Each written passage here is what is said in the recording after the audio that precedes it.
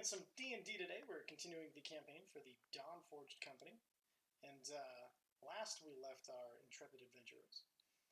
They had been fighting through their way from a near assassination attempt when they woke up to Duergar trying to kill them in their beds.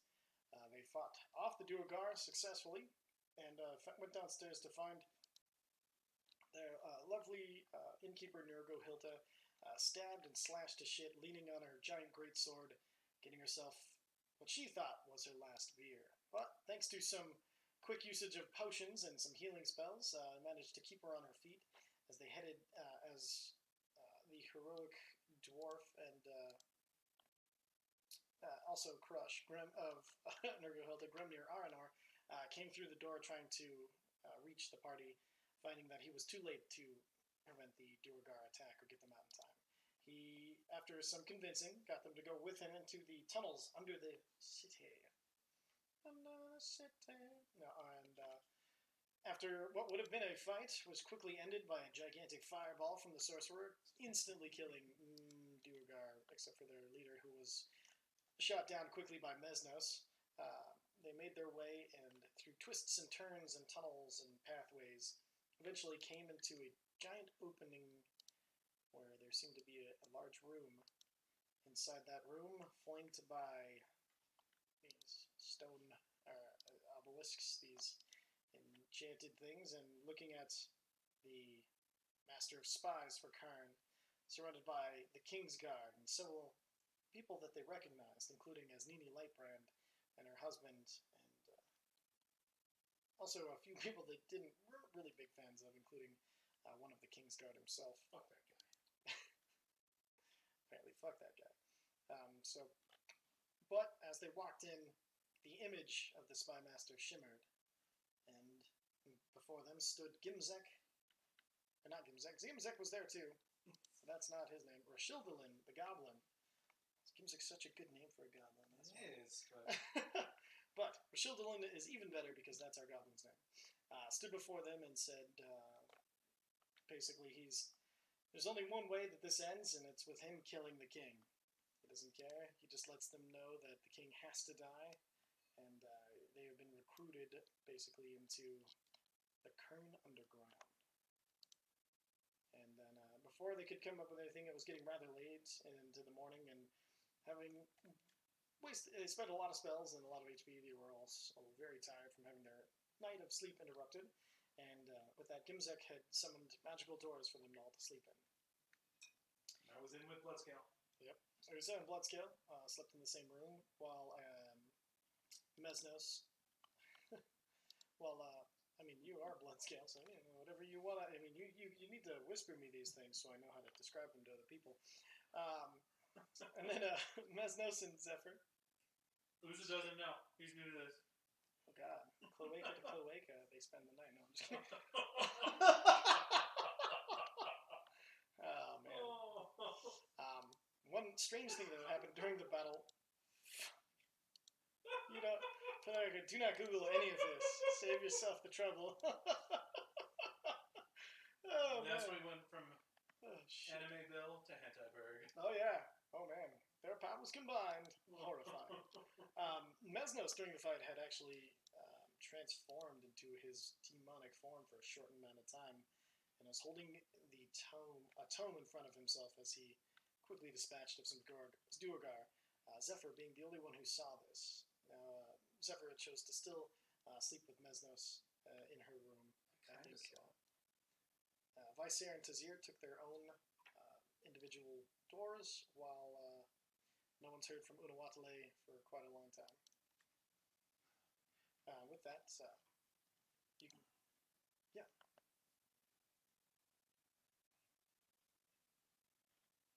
Mm-hmm. Isn't that a Xanthar spell? Yeah, I believe that is a Xanthar's guide spell. So just go ahead and open your character sheet and build it. Just copy and paste basically from D&D Beyond. If you run into any problems, just let me know. I'll tweak it for you so it works properly.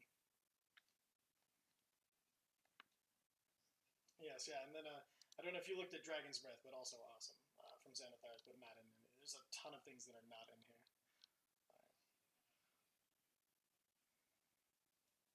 Yeah. You are all about buffing and debuffing in AoE right now, which has been really hard to plan around. Oh, I will say one thing that happened last time that I should clear up is I was looking at your sneak attack, your assassination, and that should be single target spells only. It was cool and it worked last time, but it single target spells only, no AoE spells. That was a part of it. I remember now. Yeah, that was part of it. Sorry. Still really fucking good. Are you kidding me? There's a lot of really good single target spells. I do have a quick question Yeah. on that, by the way. How much more traveling did you do between killing those Duragar and getting to this room? Oh, quite a bit. Like you guys. Okay, so it wasn't like we killed some dudes on your front doorstep. No. You guys did another honestly 3 or 4 miles of travel. Okay. Like it took a long time to get back there through many twists and turns. Like, okay. Yeah, it wasn't like, hey, let's leave here. Oh, they're there. Oh, we're done. I should have conveyed that better. That's no worries. I just want to clarify. Perfect. All right. So, is anybody doing anything after they go into the room, or is everybody just going to sleep? I'm just gonna ask Bloodscale if he saw Bloodscale. This week has sucked. Did you see that tall fucking dude with the book in Zephyr's room? I don't think you saw him. I did, oh, but I didn't see him transform. Oh, okay. Did you? There was a tall dude in there, and he had a book, and Zephyr was like, no, not him, and I was like, okay, and then I shut the. It's just weird, just something to think about. It's fucking weird. No, but I'm mad at her still.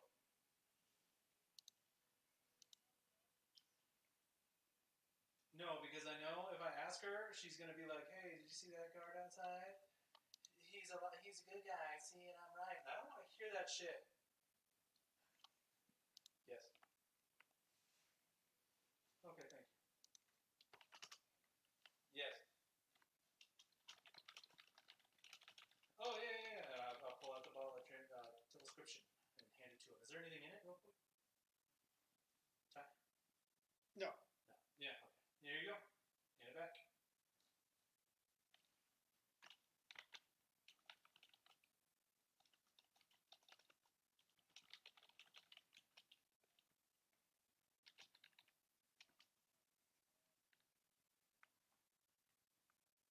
Hey, Jess, I think you're breathing in your microphone.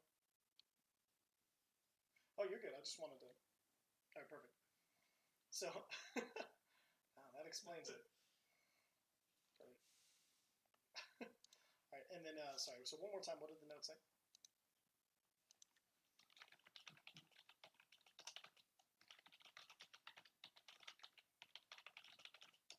Oh, you should tell him we found your goblin dude.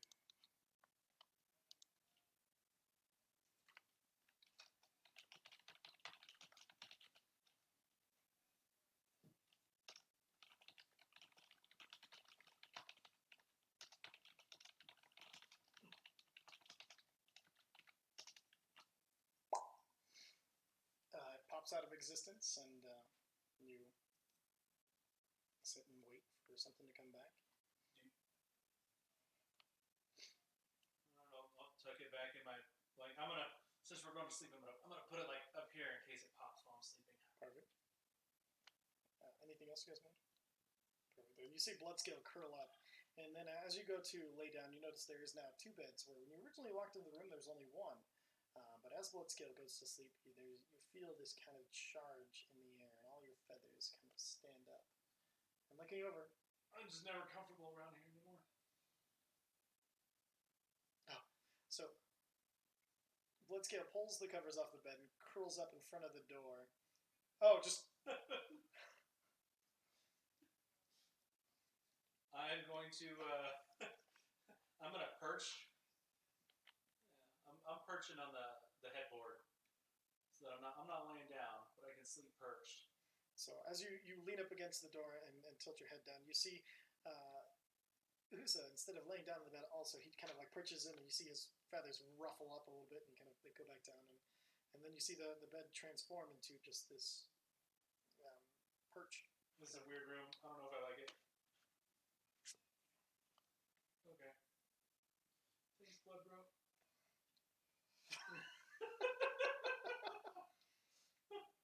Oh my god, Ginsix really is dead. Damn. Now I gotta go kill that guard.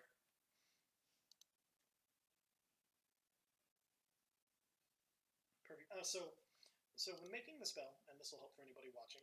So I'll pull up your character sheet for probably. So when you're in the spell, so immolation, what level spell is it? Okay, I see it. Never mind, it's open.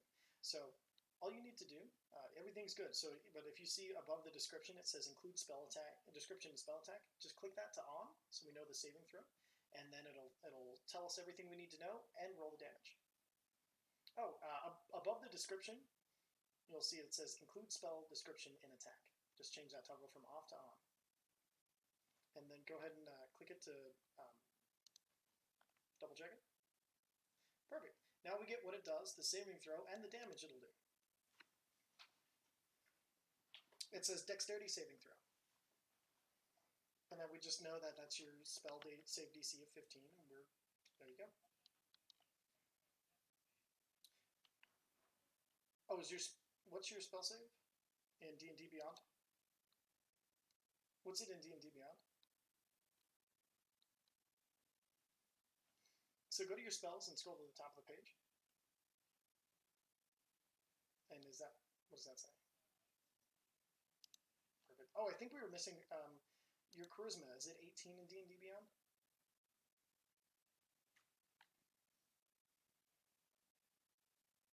No, you don't. That's on your saving throw. It is 18. Okay, perfect. So you're missing that in this, so we'll go and switch that up. And I do remember that, so that should change your spell DC to 16, and you're back on track.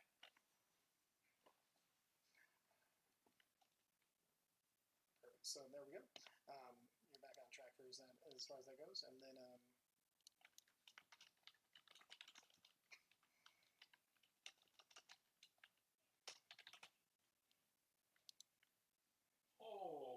and if they die, yeah. So they take 86 originally, and then 46 afterwards if they can't successfully put them out. And they're magical flames, so they can't just put water on them. They need to be magically put out. So it's a hell of a spell. But you do need to maintain concentration for the entire time. Pyromaniac over here. Oh yeah. To keep it magical, we have fire if you want to lose the concentration. I mean, you can. Yeah. Let's see what happens.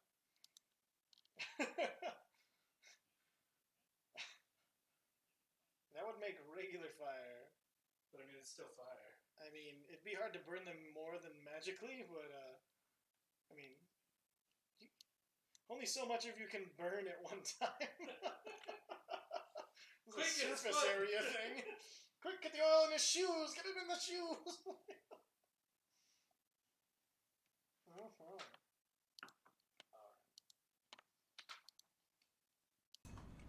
So, your immolation spell is ready to go. Are there any other spells you're having any trouble with that we can take a look at? No, that should be good for me anyway. All right, perfect. And then, oh yeah, just so anybody who pilots Mesnos next, I added the spell the counter for his staff of swarming insects, and then his true form is all of the spell that's just basically summon. It's like a demon summoning spell. You'll see it.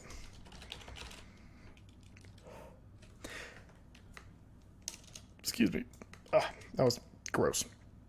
All right, perfect. And then as you both bed down, like I said, you feel this static electricity pull your feathers apart, and then it kind of ruffles everything, and it feels really weird. And then you look over, and Bloodscale's unconscious form. You see just slight lightning jumping back and forth between his fingers, from him to his axe, from the different tendrils in his beard.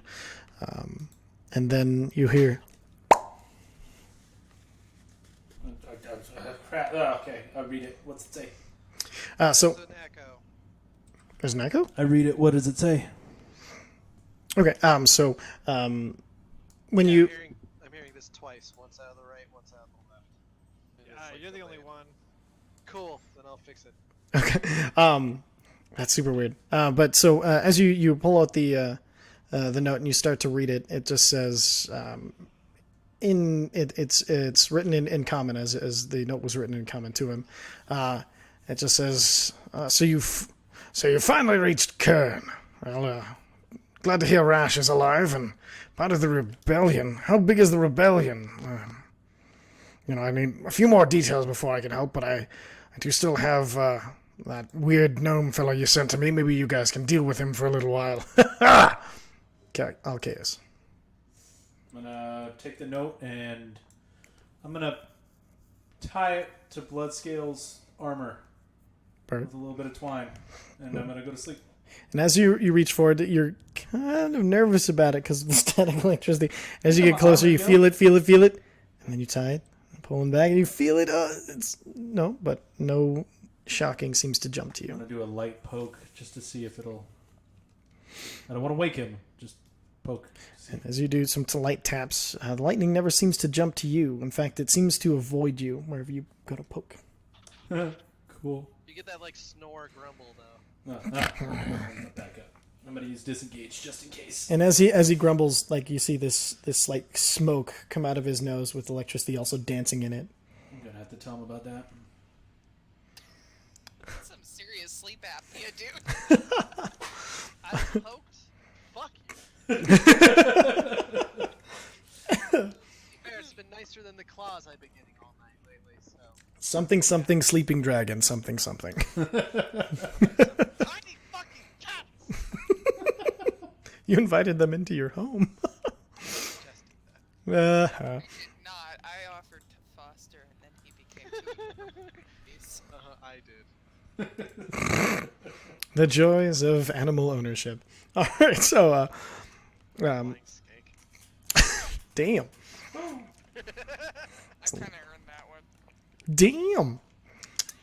Some look behind the scenes for everyone who wasn't really sure yet. No. Let's see. So, anybody else planning to do anything? I'm just typing out some potion ideas in my allies and organizations thing. So if Perfect. Actually, for that sort of thing, put it in the there's the lore handout of herbology and alchemy. Go ahead and add those there, so that way I can that way I'll know where to look for them. Perfect. And then so everybody else just kind of going to sleep then. Yep. Perfect. Excellent. And then so as all of you kind of find to sleep, no matter like it's really weird. Like everywhere that you guys are sleeping is super comfortable, and it almost feels super safe. And even Faf, you see he kind of after he appears, you see a little perch that when he lands onto it turns into a big feathery bed about 3 times as large as he is. But he curls up in the middle of it and kind of sinks into the deep pillows. All of you seem to find a very nice, very deep rest. And with these particular doors that Gimzik has made you all mark inspiration. So for the next day, you will have inspiration from such a good rest. That'll be nice. And it's been a while, so it's a D6 to any of your rolls that you can add that Is there a inspiration to. button we can push to Right be above your inspired? proficiency. Yes, yeah. If you look, There it is. Thank you. perfect. So we You have to remember to inspiration. do it yourself. Yes, yeah. Oh, okay. And now We this get a +6 to what rolls? plus a D6 that you will roll to any one of your rolls for the next 24 hours. This inspiration does expire after 24 hours, though. So if you don't use it, you lose it. Like that coffee we used. So we can only use it once, right? Yes, yeah, only once. For any die roll? Any die roll. Sweet. All right, and then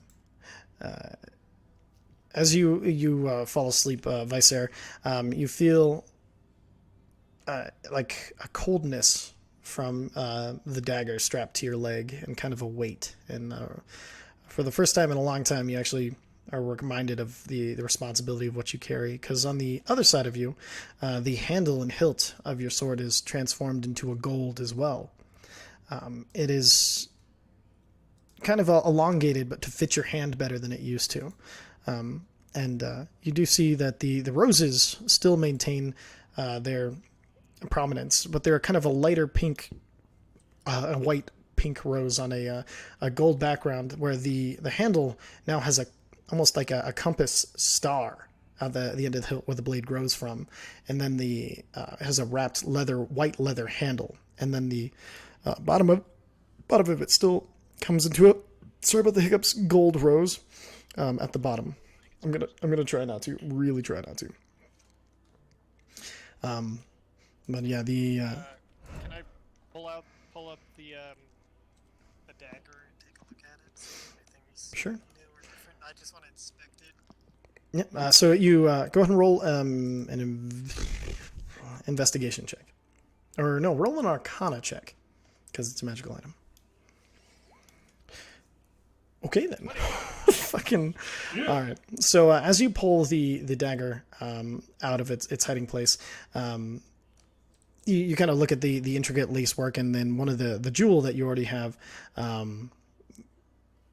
You kind of like you feel and you're looking at it and trying to figure it out, and all of a sudden you see there's one socket that is almost vibrating and glowing with the magical energy, and then one above it that has also just started to. With the 26, you're kind of looking at it, you're like, why would since we have one, it's reacting to the one that we have. The other one must be close. Great. And then and by close, what would I guess is close? So yeah, with a 25, don't worry. So with a 25, you get that it is somewhere within 60 feet of you. Like it's closer than 100 feet away. You know that it's within your grasp, basically. You also kind of get an idea of the magic, and you see the at the very butt, the very bottom of the dagger, what you thought was a globe. As you're looking at it, there's a tiny spinning kind of gold ring, and you see every time it spins, the globe changes. And as you're looking at it and kind of staring at it, as it flips through, you realize it's showing different planes of existence. And with a 25, you reach out and you hold the ring onto a certain plane, and then you see all three of these slots kind of start to glow.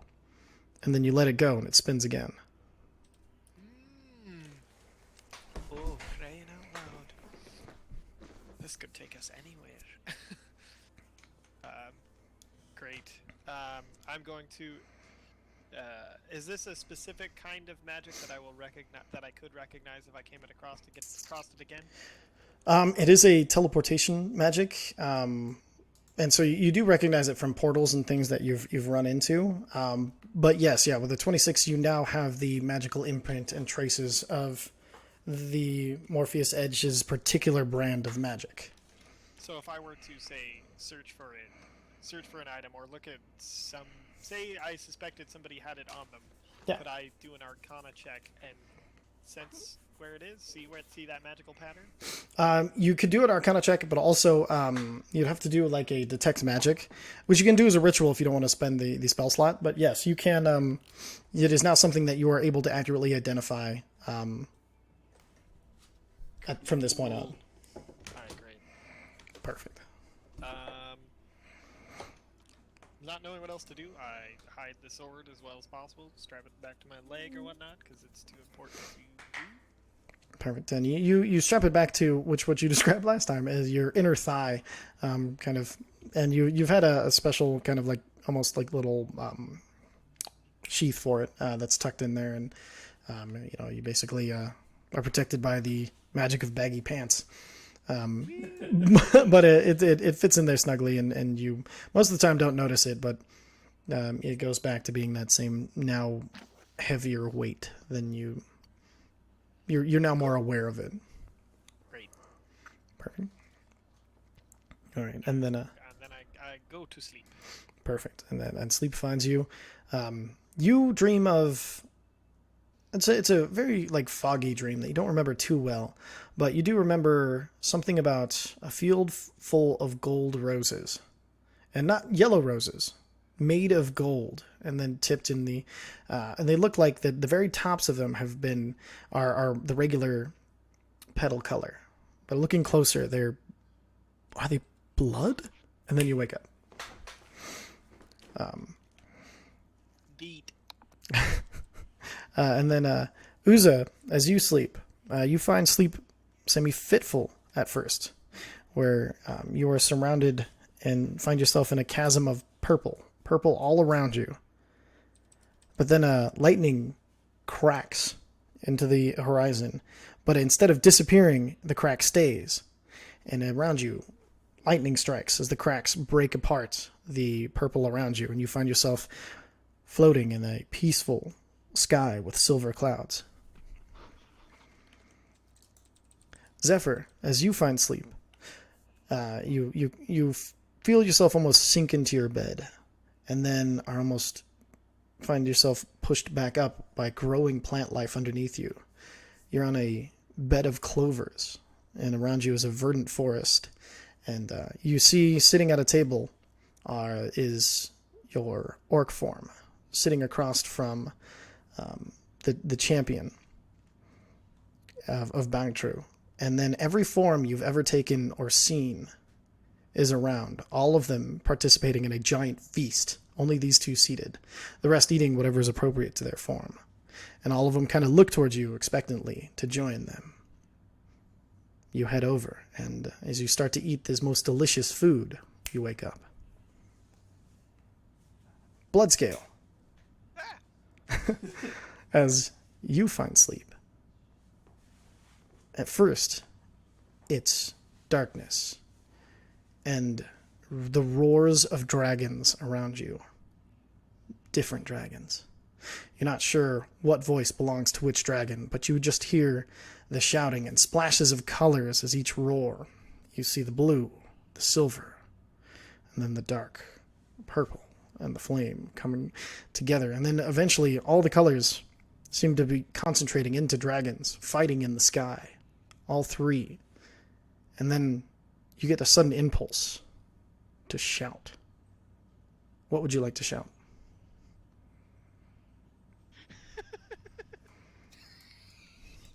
God, I wish I could see his face sometimes.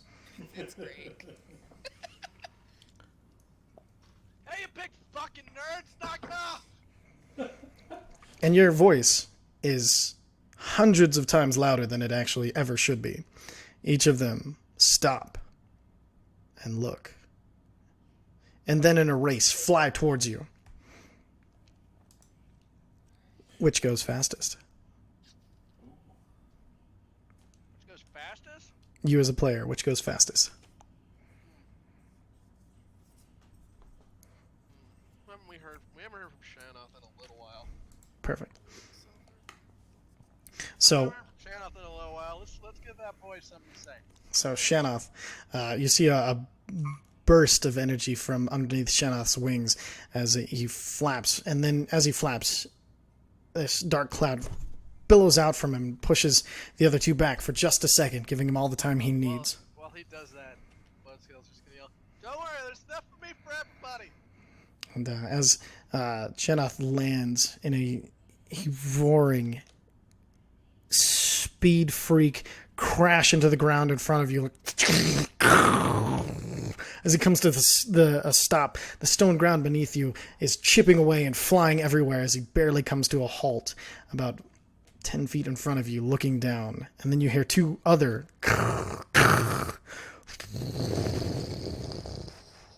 as the other two find their purchase.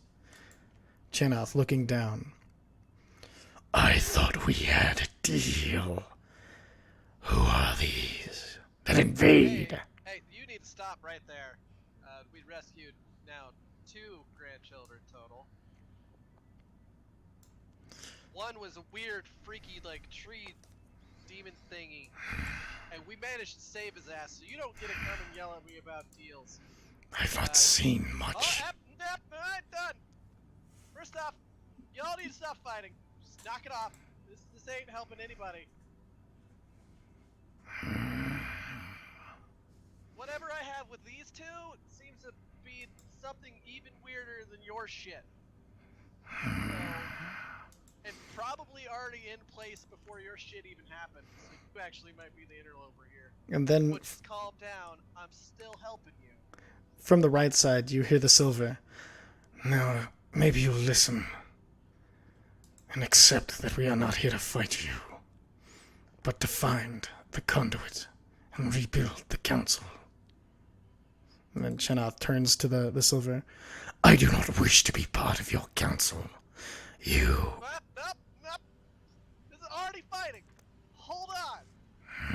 Look, we don't have to have a council in my fucking head. Chenoth looks to you. I need you to stop fighting. And then Chenoth Kind of hurts. Chenoth looks to the silver and then to the blue. See, you took. You didn't even ask. You didn't do it. We made a deal.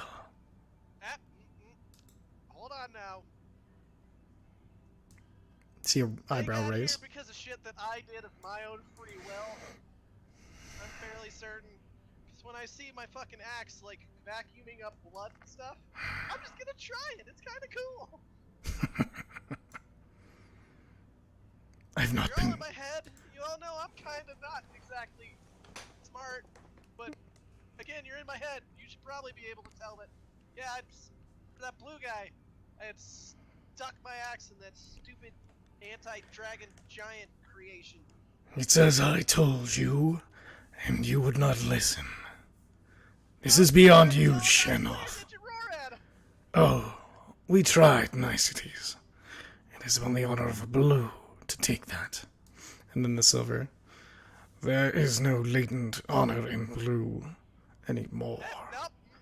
It is what we... And then he, as you start to interrupt, he looks at you and he says, it is something we seek to restore. Yeah, we're not arguing at the moment, guys. Girls, I don't know. I don't want to label you genders at this point in time. And we are colors. Cool. Should I call you colors then? You may call us the colors if you wish. I believe your mind has already summoned our names. It probably has, but my mind is also not exactly great. Again, as you all should fucking know by now, you're all in there. And the silver, he looks and he gives a small bow. I am Orn, the silver. And then, I am Ulha, the blue. I am Chenoth, the lost. You're not that lost. I mean, The purple. at the moment, you said you were a bronze. Once, I was bronze. Hey, you wanna know something cool? So when we rescued the first grandchild, the one that looked more like you, he was covered in purple but still a dragon. Yes. When we got him to actually turn into, humanoid form for cover, he had black hair. But after a few discussions with him and him actually agreeing to go to the adventuring school to how to be a hero, there's this small sprig of bronze coming back out, and it looked like he was gonna be fine. It looked like the black was kind of receding away. He was gonna have a good time. Are you certain? Yeah, very. You see, he kind of like he starts to like back his head up and kind of look around and think furiously. And What else has happened? helps. They've blinded me. Hold on. I'm trying to give you updates on your family. Cause I figured you'd actually be happy about something for once, and maybe not be cranky, and then you guys can stop fucking fighting for a while. It'd be nice. So, and then we rescued the younger one that was like this, like, emaciated thing with a tree coming out of its mouth, and it took a lot of fucking work. Like, everybody in my party, I want you to know that everybody was trying to help. Fucking saved him from that shit. He's also at the school now with his brother, and they're fucking safe. That is And good. it actually sounds like they're having a good time. And all we gotta do is find the mom. I think I heard there was a sister, but I don't know. We never saw her before at all. I don't know about her. You see him look up and you see him close his eyes as he thinks. The sister is with the mother. She is safe. Well, that's good. Although we should still probably figure out a way to tell the mother where her boys are at. I think we had our little like halfling friend on that. I'm not sure. I'll ask later. In that case, would you like to continue our deal? Well, we got this now, and I point to the other two dragons. He looks at both, nods. I'm not kicking you out. Just so you know. I'm not gonna tell you to fucking leave. I have a feeling that things have evolved. And maybe now we all have a bigger goal to work on. He looks at the other two. And then he looks back to you. I have no purpose beyond the safety of those you've already saved. And he's kind of like choking up a little bit. Well, I'm not sure about that, figuring you're all in my fucking head. You know what my main mission is right now, don't you? Yes. So what the hell do you think will happen if we lose and the God of Nightmares wins? How safe do you think your family's gonna be then? Agreed. Especially the children. Nightmares hit children pretty hard. Very well. In that case. And he pulls up he starts to shrink down almost to your size, the only one of the three to do so. And he gets to, so he's about horse size. Still larger than you, but not like obscenely. And then he kind of sits back on his haunches, and then he pulls out. You see, he kind of like summons the contract. And he holds it up to you.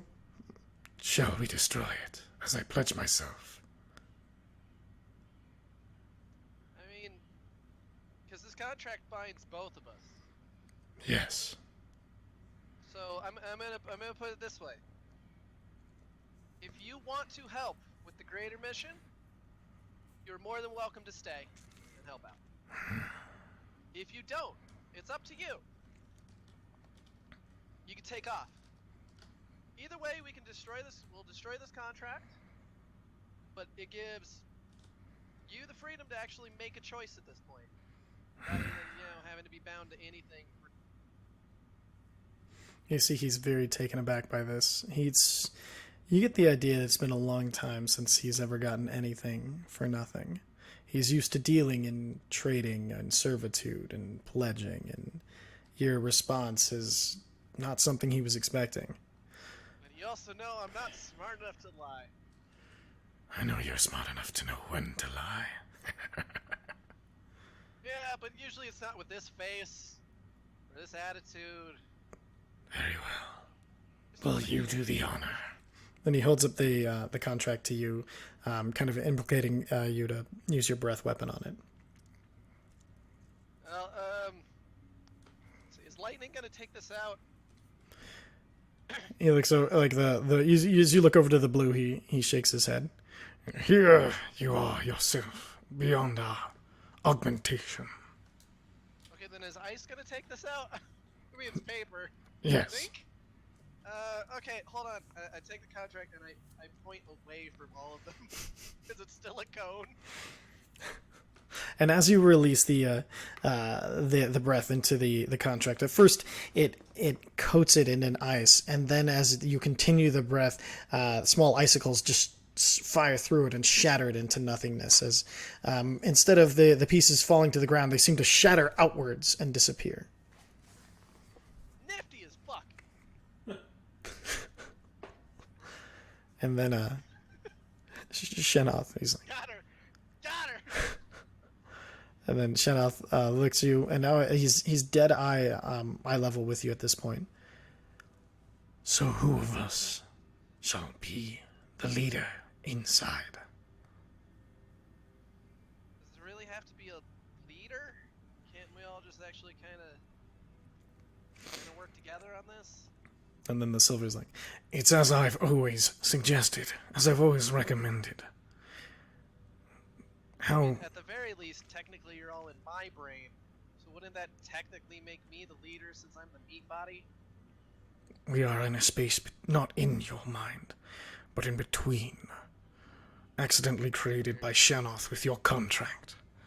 But it allows the rest of us to occupy as well. It allows our vague concepts and lost godhood to congeal in a space to be reborn. You are important to us, but we are nothing without you, and Shanoth, the rogue, the Redeemer, he says, as he checks himself on saying rogue. I believe, I would say, we should all be ready at your beckon. So, if you need us, concentrate on our names. Say it as though you are summoning an incantation, and we will be there, behind your eyes. Yeah, it's in it's called the Spectrum under lore. Lore. Okay. So I have a question. Yeah. This is still a blood scale. Yes. So at the moment, which is gonna be kind of working out, I've had one eye that sees normal, and one eye that sees in the dark. That is the blessing. Sees in the dark with Shanoth, and the normal, I'm told right now, is blue. Yes, that is my doing. Your normal eye will show which of us is with you. I'm with you. I have a question. Yes. Can we still do this? Because I've gotten fairly accustomed to having to switch a goggle around depending on what time of day or area I'm in. And I'm not gonna lie, being able to see in the dark is very useful, but also not having to be blind in the sun is very useful too. And you see they all kind of look to Shanoth, and you see he looks up at the two larger dragons. It is part of the unfortunate binding of me to you. I believe our connection is strong enough now. I may be able to remove it, and only have it for you when you summon for me. Unfortunately, when I am with you, it'll be both of your eyes. Same with the rest of us, I believe, correct? And he looks over to the silver. Orn nods. That is correct. Which of us is ever with you will show behind your eyes. And some of us will grant other boons than seeing in the dark. I mean, that's a fair enough trade. I understand.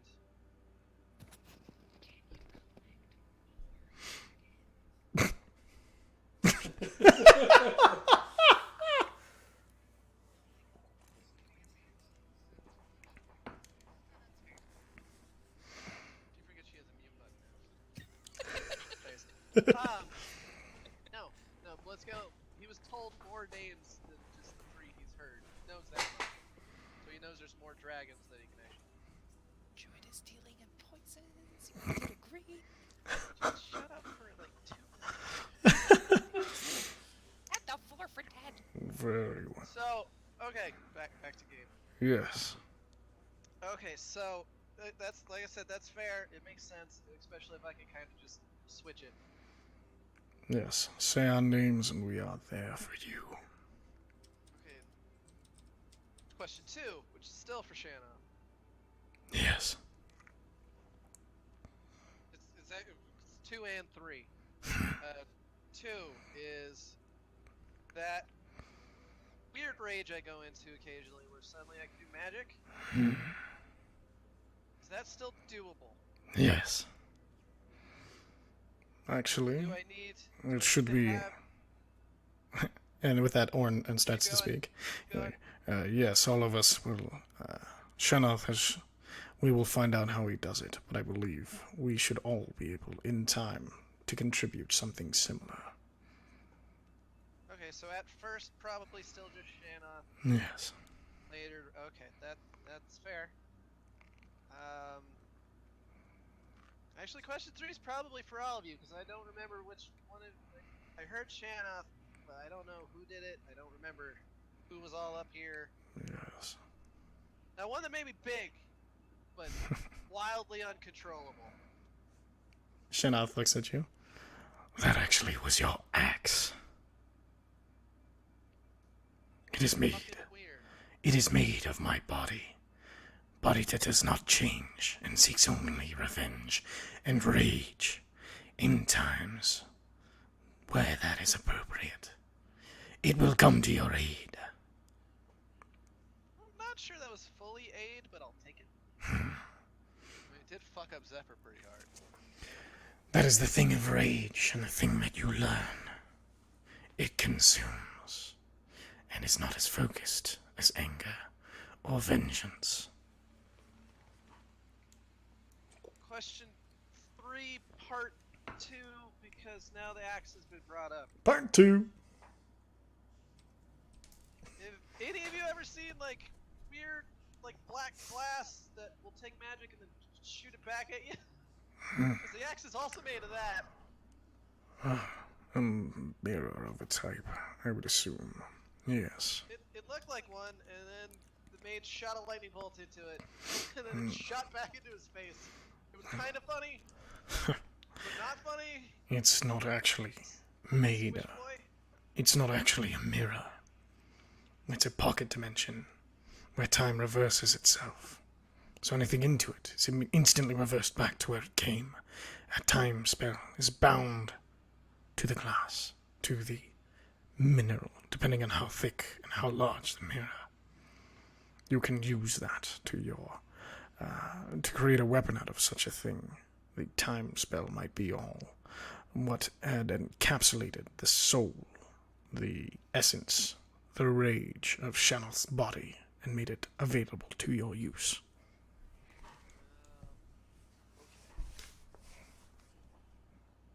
I think I understand, but I also... Our time is growing short. What are any questions left? We have time for one other. Okay, this one's gonna be fun. It's gonna be a big old rebellion shortly in the town we're in. And we're on the side of the rebels. I'm sure you guys could see the ideas I've already came up with. You guys got any else? This Ty has to go pull up that page. And as they kind of all start to like look at each other and then look back to you, and the blue Ulhar speaks up. He's like, "Well, I have an idea. It seems all of these plans are based around people and fire and confusion. Don't forget there are more other resources. You fought some things already to get into the city, something you know they have problems with. Something where we met would be another idea of something you could do to bring into the city, to give them to something to deal with, so you may do your king fucking, I think is as you wrote it here." Possible. It's entirely possible I wrote that, but And then I thought we killed the undead in the Bahir. And I already had the idea of dragging the weird things in the forest. And then Shenoth, he looks up, he's like, "Don't forget to prey on the greed of those who are weak. Money, gold, favors can buy you much and bring many to your side. Long enough to do what you need. Then no longer, for you cannot trust those who would fall for that." Then Orn, finally, last to speak. "Your plans, many of them, are based around the idea of what is right. There's something I think you should not forget. There are many of these where innocents might be hurt, especially lighting the fires or things of that nature. Well, to be fair, most of those would be done at night when people aren't working. Also true, but fire is an untrustworthy ally. It eats and consumes and cares not for what happens to those around it. Something to consider." And as he bows, you wake up. And as you wake up, Uza.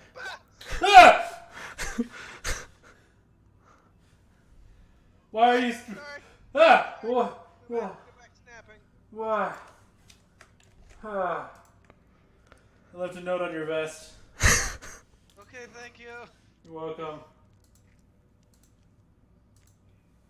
Perfect. And you glance down at the note, and on it it's from Alcaeus, and it says what I said earlier.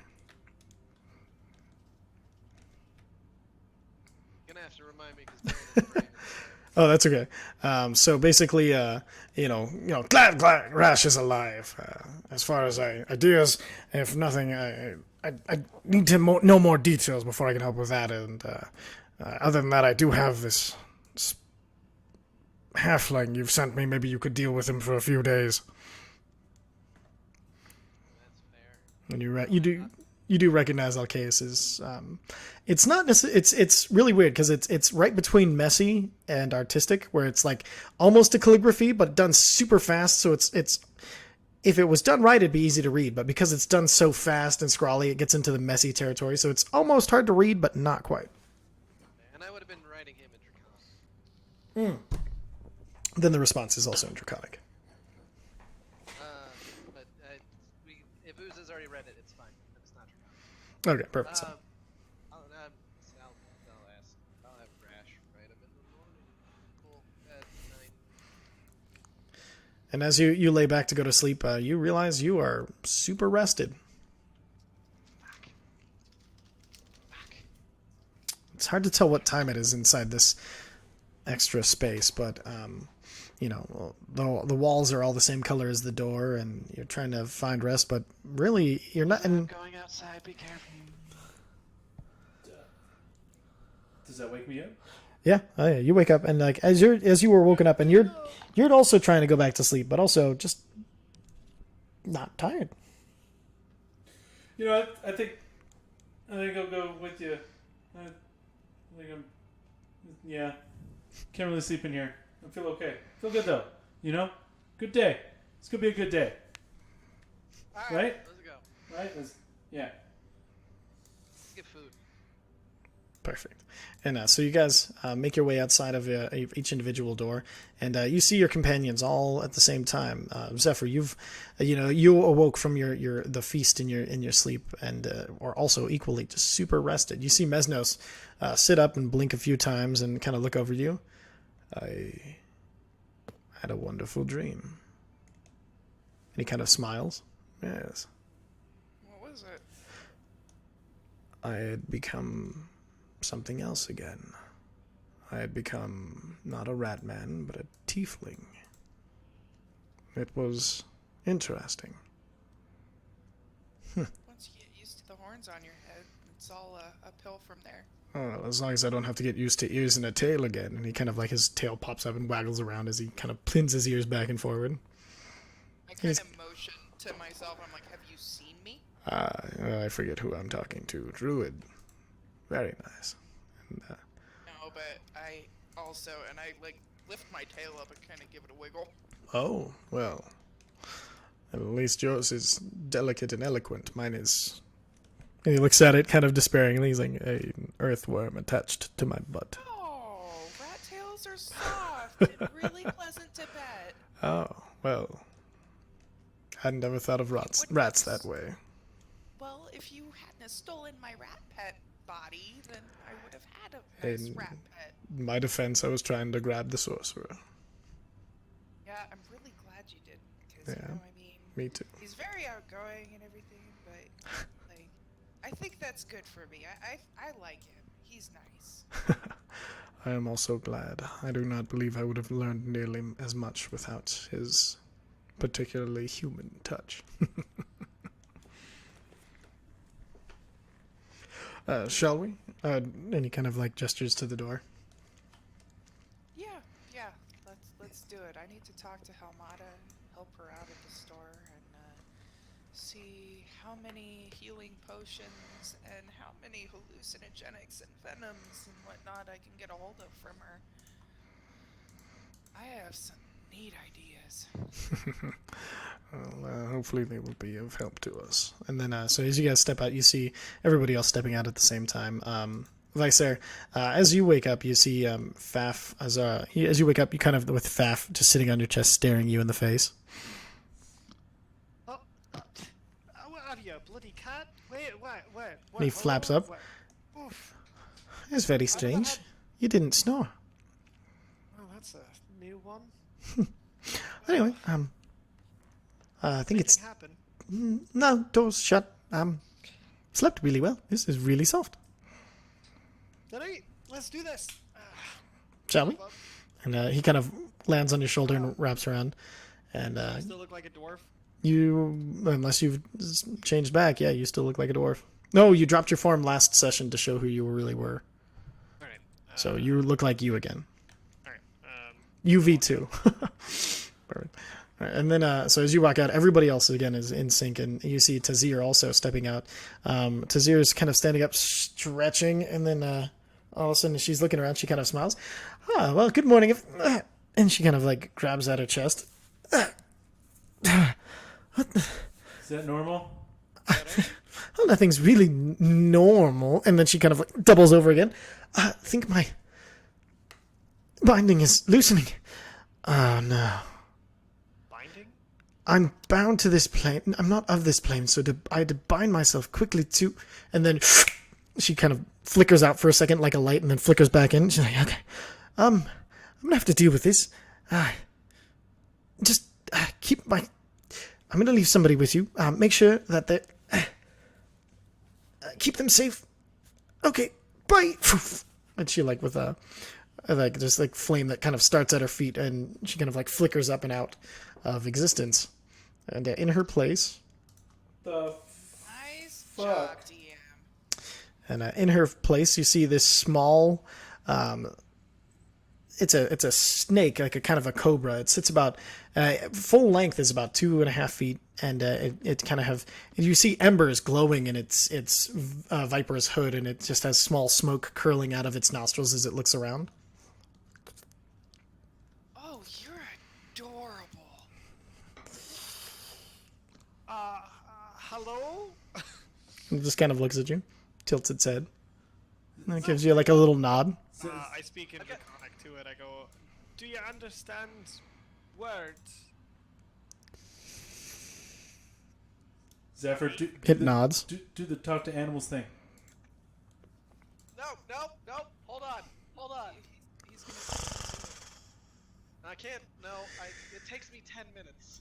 I thought he did bears on horses. No, I talk to a bear who talks to animals for me. However, and he just flops down and starts focusing. And as you plop down in front of it, it's kind of looking at you and looks you in the eyes, and it's looking around to everybody, making direct contact, deliberate direct contact. It looks back over you at Vicer, and it kind of nods again, knowingly. Fucking snakes. Why the And as heck you is say it fucking snakes, his head tilts, and the eyes kind of like narrow a little bit. Like, don't listen to him. You're adorable. It looks back to you, and you see the... Absolutely. I just haven't hung around with, a lot of fire snakes. What would you call it? Fire snake? Is that right? It kind of like nods a little bit. Alright. Well, it's online, so I'm excited. Smoldering serpent. Just don't step on his tail or anything. It shakes its head when He you say is a smoldering tail. serpent. He wraps up and pulls his tail in when you say when you guys start mentioning his tail. I'm sorry. It nods. Are you I think that counts as Taz? a tail if that's its whole body. I don't know how that works. Tilts its head. You're not Taz.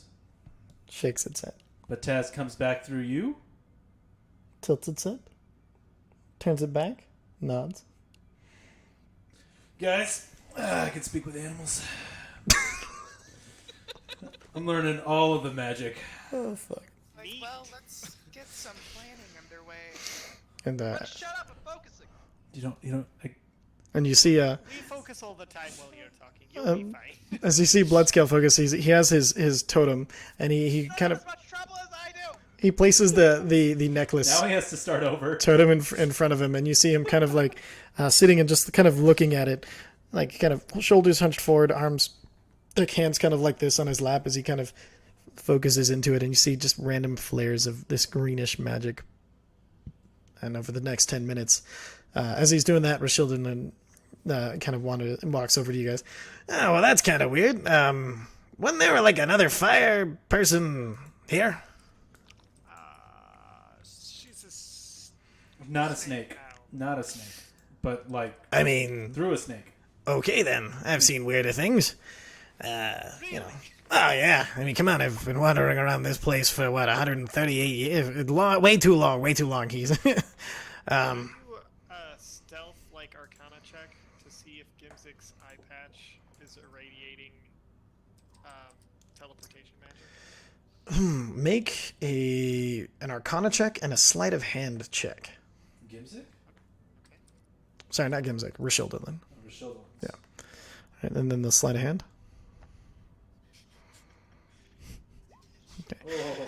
And as you start to your hand starts to creep up and up, and you don't even realize as you're trying to keep it, but it's still just going a little bit more. And he's looking at you. Like, all right. You know, I answer questions too, but finish whatever you're gonna do, I guess. And he's kind of like waiting for you to finish. All right. Can I So. take 20 on fucking? yeah. We could. Just checking for one thing. Sorry, it might be important later. Oh, okay. Yeah. You know, you can always ask me as well, but go ahead and do your thing. And he kind of waits. There's a lot of people in the room. Don't worry. Oh, all right, one of those things. And then he kind of like tilts his head towards you, and then you realize that he's winking under the eye patch like a total jackass on purpose. Okay. And then afterwards, after looking at him, you do all of a sudden like it all comes together suddenly as you see the same traces and vibration under his eye patch. Hooray! I got you. Hooray! Well, definitely gonna have to talk about that later. But for now, let's get on with overthrowing the local government. Yeah, really quick before we do that, where's Unawatale? I'm sorry, who? Unawatale. She's blue. Oh, the water one. Oh yeah, no. Hold on, let me go check here. And he goes over, and you see like in one corner he goes over to it, and there's like a desk, and like his papers all strewn about it and everything. And he as he walks up to it, he kicks the desk, and all the papers fly into different folders and everything like that. That's better. And he kind of sits down, and then he kind of like flips through them. There we go. And then he kind of starts reading over it. Triton in the dock districts. It looks like apparently a ship came in that was a whaling ship, and there was an argument, a rather large argument, that turned into a fight against her versus the ship. Apparently there was some controlled water, and she froze the ship to the bay, jumped in the water, and swam away. That's the last anybody's seen of her. And he kind of rolls it back up and puts it back where it goes. Apparently she had something against whaling. I don't know. What? Yeah, That's a lot. Against whaling, crying out loud. Well, I don't know. I mean, What do you mean a rather large fight broke out? I mean, reading it word for word what I got here. I don't know. Whatever. Reading it, it seems like she tried to fight the ship's captain, who then, of course, told his people to fight with him, and then she froze it to the fucking docks, and it looks like it was quite badly damaged, actually, afterwards, looks like they tried to pick it out because they wanted to move out for the day, but she kept coming back and refreezing it to the side. And they did a lot of damage to their own hull with picks, and now it's in the shipyard for repair. That's awesome. Guys, can we do a favor for Unawatale and just sink that? I mean, we're fucking shit up. That could be our distraction. We finished sinking that ship. The ship's name, it looks like it's the Orca Bane. The Orca's Bane, there it is, yeah. Oh, that's just a dickheaded name for a ship. Like it's already been. Oh, yeah, it's in the shipyard for repairs. It's been dry docked, actually. Well, then we'll just set it on fire. I can control water too. Well, that's very useful. Do a tidal wave? Ooh, we set it on fire, and then we sink it. So what do you think? Light it on fire, push it back out into the bay, so they have to get to it to turn it off, to put out the fire? Is that what is that what? Yeah. Thinking I mean, we're thinking distraction, right? turn the boat upside down and sink. Oh, damn. All But right, that's so... not going to cause like a big seeing across the docks thing. It is if it sweeps some people off the dock. All right, come on over here. I'm tired of yelling all the way over there. Get over here! And he kind of like gestures and free to come over to his little corner. I was theater of the minding it. Sorry, I was I was too. I was just... I was yelling across the room. That's the kind of the impression I got. Yeah. Alright, so you guys kind of go over and you guys are around his desk, and he's sitting. He's like, "All right, so Tail's not. He's still just sitting at the totem. Is he coming? He's doing a thing. No, he's focusing on something. All right. Well, I'll start with you guys. So lighting a ship on fire or using a tidal wave to sink it for a distraction. Now, that distraction is going to be good for like the marina, the sort of the docks and the bay over there. What do we have? Do we have anything to accomplish there, or is this just part of mass pit? I mean, brainstorming session. I right? think we need a better idea of the layout of the city, to be honest. I have no idea how it's all kind of put together. Oh, okay. We did have the idea the other evening to do a mass hypnotic pattern. Oh yeah, that's right. Hypnotic pattern. Ah. With every available mirror, we might be able to freeze a large chunk of the city for a minute. It won't be long, but it might be enough for us to really get something started. That's right. Okay, hold on. Gimzik! Where'd that little guy go? He is everywhere. And then you see Gimzik. He comes out of like one of those magical doors, and you see he has like a few tools in his hand and like some like blacksmithing like a mask over his face. And as he steps out, they disappear, and he's just in his normal clothes. His heavy apron that also protected him also disappears as he walks out, and the door disappears. Yes, I'm here. What? And he kind of went his way over. Well, the other day we talked about mass hypnotic pattern and possibly some goggles that could shield our guys. Yes, yeah. Any That's... movement on that? Of course, yes. I was looking at a few of the things that I have, and I believe if we can get a few things from the shop, and along with, a few crystals here and there, I might be able to make you something I've been working on for a little while. It would be what I call the Monocle of Clarity. Since I don't have time to make full glasses for all in order to get this going, I would only have to do a light... I would have to only bind it to a single lens instead of two, which can be done much faster. I would need the things from my laboratory, as I said, and then any clear crystal and or diamonds you can get your hands on. I just need those grocery list, man. All right, I will... I gotta go swing by work anyway, right? I mean, this is true. Now, this will help save you from the hypnotic effects of the spell itself, but only in hour increments and up to only 4 hours per day. Then, I don't even think the spell can last that long, to be honest. Well, that'll help us in later fights, right? Only it lasts blinks for an instant, and then yes. saves people for I believe just one. Well, that would normally be the case, but I was thinking about this, and I think I have an idea for a spell amplifier, which would increase the amount of time that the pattern goes on. I think we could maybe even get up to 15 minutes out of it if we build it correctly and everything goes right. So basically what it would do is I would imbue... you know how magical items have charges, right? And he kind of looks at all of you. Many magical items, they have a certain number of times they can do something per day. Now, if I were to do this, but load it inside of a... it wouldn't really matter what it was, but I was thinking a copper pot that would explode the spell out of it towards these lights and everything, so that way it would capture a good amount coming out, and just be able to imbue it with up to maybe 5 or 6 charges to be able to do it that way, but also have it have a simple to-do recharge cycle that if somebody sat there, they could expend the charges and then also do the recycle ritual and continue the spell for until, well, it broke from the repeated use, because there's no magical item that can stand up to that sort of thing. But I believe we could get, as long as it is a good, high quality pot, and that we also had somebody who would stay until it exploded, because it will most definitely explode and injure whoever is doing it. But I'm sure we have many brave individuals here. And he kind of like raises his voice, and you hear just kind of like a small groan. I've had coming so from people many around. things blow up in my face. It's not a big deal for me. Well, your feathers never showed it. But that's what I was thinking of maybe for that. But I would need a copper pot, and that one, unfortunately, would take me a few days to make, so it would rather hinder some of our plans. Also, I think Bloodscale mentioned burning one of the smaller supply stores. Now, I know that made some of you nervous, but past plant have a large greenhouse or garden. Well, I mean... Cast that after everything's settled. It'll give twice the yield.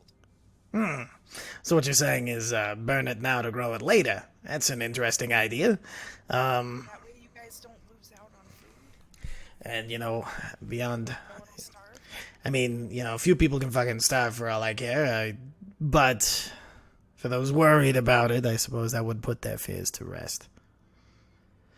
The only thing is which storehouse to burn down, because you know why, the unfortunate thing about grain is it is rather explosive under the right circumstances, especially in storage.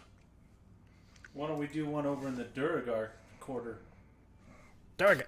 Oh, you mean the newly dug shithead tunnels? Well, the only problem with that is that's mostly just housing. They don't actually make or do anything yet, other than provide their particular guarding service for now. Is there a barracks where a food store is? Oh yeah, they got lots of large buildings over there. They're mainly sleeping all together in these larger buildings. I mean, it's rare to see one with their own, house or anything. That's mainly reserved for their higher ups and things. The rest are in lots of large barracks, actually. Which some should be empty after last night, from what I hear. He kind of looks at you, Vicer. Good job, man. Exploding Duergar. What a good job. Well, then with the fire, I could also use tidal wave to knock that out later too, if it spreads too much. Oh, okay. Well, that seems very useful. Yeah, we could prevent anything we didn't want from burning down. I kind of like that. Are there any supply warehouses over there for the Duragar barracks? I mean, not so much supply houses as there's, they get daily shipments, which is, but at least they do it themselves. I shouldn't complain too much, but yeah, they get daily shipments. There's 2 large kitchens where most of that goes to. Maybe we can attack one of those kitchens. Kitchen fire. Plausible deniability. I mean, we didn't start the fire. And Khirn keeps turning. Since the world was turning. All right. So we've got turn over and burn over a ship, the Orca's Bane, and then fuck with the kitchen for the Duergar, and then giant hypnotic pattern, magical cauldron nonsense that kind of intriguing actually, but I'll be honest. That'll be 3 days away if we try and do that, isn't it? Right? That is true. It would be. We really only have the 1 minute of being able to stun them, and we're gonna need somebody in place who can do that, right? Yes. Without the ability to bestow an item with these particular properties and spending the time needed, we would have to be restricted to that single minute if I didn't have the time to properly prepare it. I could try to do a rush job and maybe do it in 2 days, but I can't guarantee how stable that would be. Well, are we in? How long does it take to attune to the ring of spell slots? Half an hour. All right, I'm gonna cast hypnotic pattern into the ring. Perfect. To store it in there. It's a level 3, correct? Yeah. Perfect. Look, I'm not going to be able to be there to do the pattern, so I take the ring off, and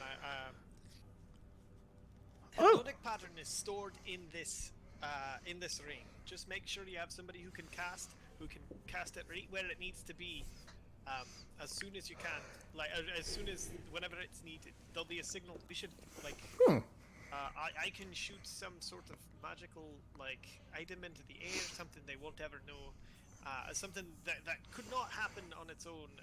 I'll cast an illusion of some. All right. Dragon roar and use that. That's the set off for the whole thing, right? The dragon roar. And then at that point, as you guys are talking, a blood scale, your spell finishes in the eyes of the bear totem. Like the energy pools up from the ground, wisps around the head, and settles in the eyes. As you look to your side, your spirit bear is next to you. Hello, once again. Brandon? No, we are up. And looking Well, I'm trying to deal with the cat that stole my chair. What do you want from me? It's fine. I'll finish up just giving Perfect. Gimzig the ring, and Yeah, keep Oh. an eye out for the dragon's roar. I think that will be the signal to hit that. We'll know that we need to close our eyes for that second, and we'll see how many people we can get with it. Oh, excellent. Yes, this actually should work quite well. You say it's oh, ring of spell storing. Been a while since I've actually seen one of these. Quite actually tricky to make, especially since the fact that they're spell slots. Never mind. Perfect. Thank you. Sure thing. Perfect. At Bloodscale, your spell finishes up, and then beside you, your spirit bear once again appears. Hi, buddy. Hello again. Little fist bump. He gives it back. Sweet. Who are we talking to today? The snake. Oh, the snake. What do you want to say?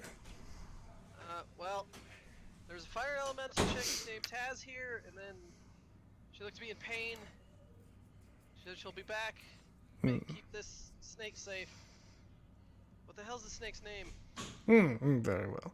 And you see the bear turn to the snake, and you hear the bear like slithering and hissing and everything. The rest of you just hear the hissing and everything coming outside of from Bloodscale. And then the snake he hisses back, and then the bear turns to you. Is it like the bear's like a hallucination? So I think like I'm trying to talk to the bear in bear, and then I'm also talking to the snake. I mean, yeah. I'm fine with that. He turns back to you. He says his name is Kasai, and that he is Tazir's anchor to this plane, and if we lose him or he dies, we lose her anchor. Okay, hold on. Guys! What's up? The snake's name is Kasai! Hi, Kasai. If he dies or we lose him, Taz can't come back. Right, Kasai, how squishy are you? How close? Is it hard to kill you, or are you really easy to kill? Give me a second. Ask Kasai whether or not, like, if he's, like, strong, or weak, or just a snake. And then after some hissing, the bear turns back. He says, well, he's weak, especially for one of the fire plane. He's not a normal snake, though. He's a bit hardier than they are, but probably wouldn't stand up to even a good axe chop from you. Alright, then, Hey, you didn't hear that. I gotta relay that. You didn't hear any of that shit. So, he's better than your normal snake, but only by a little. So we should probably leave him here then. not take him anywhere. I think if we leave him here, then if Taz pops back, she pops back here. When we could probably, if she pops back, we could probably use her wherever the fuck we're at. Alright, well, how big is the snake? The snake is, like I said, 2.5 feet long, so he can pull himself up, but he seems to be able to pull himself up almost to the entire so he can become as high as 2 feet tall. What about the bag of holding? Okay, there's no oxygen in the bag of holding. Creatures die pretty quickly after you put them in there. Well, I'm sorry, I didn't know that. Nobody tells me anything around here. I just told you. Out of character. I don't know what Put my hand in there. It was cold. Just an idea. Yeah, it's got to be more specific when you're in and out of character. I'm very clear. It's true. Did you ask the snaky boy if he wouldn't mind? Because there's probably some room in this armor. It'd probably be safe inside, but it might be a little warm. He once again goes into the hissings, and you see the snake look at him and kind of shake its head, and then he turns back. He's like, well, only if you can put up with the amount of fire damage he does. Apparently, it hurts to be inside of your armor. Cool, probably can't. Great. Zephyr. Anybody good with fire that can hold the snake? Zephyr, aren't you like fire retardant? Resistant to the bad. She has a resilience. She's just not immune to fire. Still have damage. Apparently, You I'm asked the carrying an snake- iron pot he could climb into. Yeah. You asked the snake, what about on the outside? And then it's after a second, where would he stay that he would not burn you? Don't let him hang out on my skin or fur, that bear thing. Got it.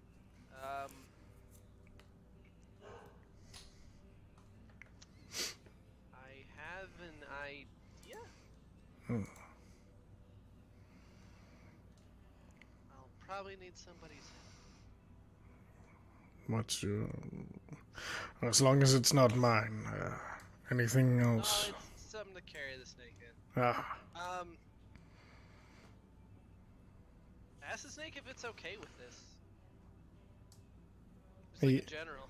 As you say it, you see the snake look to you and it nods. He says it is his purpose.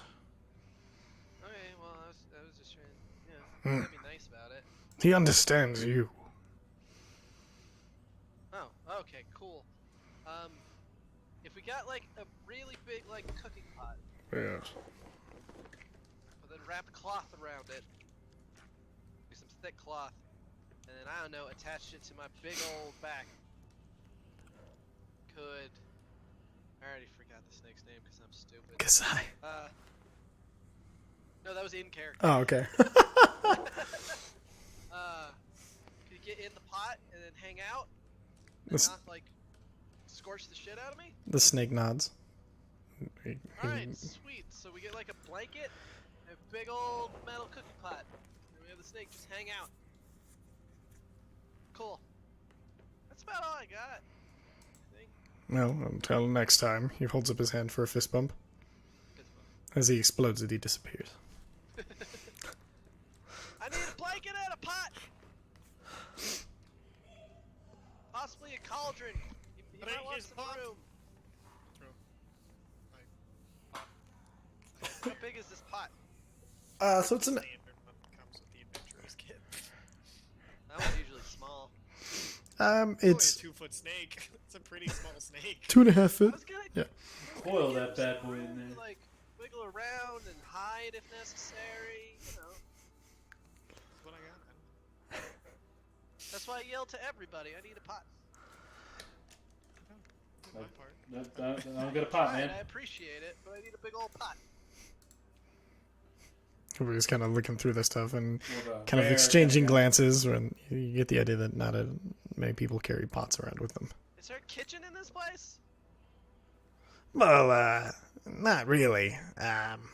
We've been surviving off of, Gimzek's magic doors to wherever the fuck they go. There's a magical storeroom where that has food for us. Honestly, if we hadn't kidnapped him sooner, we'd all be dead, I think. Isn't that right, Gimzek? Isn't that right, Gibbs? Technically, I think there had been other ways, but a letter would have been lovely. Any real thing, so I wasn't terrified for my life, would have been fantastic. But yes, kidnapping me seemed to be the most prudent move from your perspective. Okay, I have an idea. Bloodscale reaches into the bag of holding, pulls out. I don't remember exactly where we got it, but we got some crumpled ass plate armor. Yep. Can anyone turn this into like a pot or a basin? Well, I could, being one of the few artisans here, but I'm afraid I will be rather occupied with the things that I need to do. And then, as he's kind of stuttering his way through this, you see Feldrul walk up in his new form, and he's like, "Well, I think I could do that for you. Actually, I'm never going to get used to this high-ass voice. No, but seriously, I can do that. Just reforged it into a pot. That's easy. Any dwarf should be able to do that. But I don't seem to be much use on a lot of other things. But that's something I can do for you." And he kind of That'd be awesome. he goes and takes it from you, and he's like, and then you see he kind of in the other corner, the southern corner, he goes down and he's like, Gimzek, what was the word again? And then Gimzek is, it was ignis apparato, and then ignis apparato, and then this door, like basically it looks like somebody lit like a door of matches from the bottom, and it goes and into existence. Yeah, and he walks into it, and as he opens it, even kind of a little bit far away, you feel the heat come out of it, and you see it's a fully functioning forge inside. And he heads in and starts. You see him instantly just start going to work. He tosses it in to a melter, and then you see he leaves the door open as he works. Sweet. I also need a blanket. Well, that's easy enough. I mean, we got plenty of blankets now that we're sleeping in those friggin' rooms. He goes over, and then you see there's a bunch of cots kind of been piled up into the westmost corner where and you can tell like there's a good enough. There's like 8 cots and different blankets and everything. And he go so he kind of gestures over to them. All right, we are lighting things on fire. We're turning them over. We're hypnotizing people. And how are we gonna kill the king? I have some ideas on that. All right, what do you got? So you're both former and current spy master? That's correct. Yeah, he is not a bright person there. I didn't even think I got the transformation that great, but apparently he hasn't noticed yet. Okay, so you probably know ways in and out of places. Oh yeah, I mean that's one of the very small easy parts, but I will say the Duergar and have been increasing their patrols ever since they noticed that somebody, who could it be, has been using them. Well, that's fair, I suppose. But we probably have a way of getting decently close.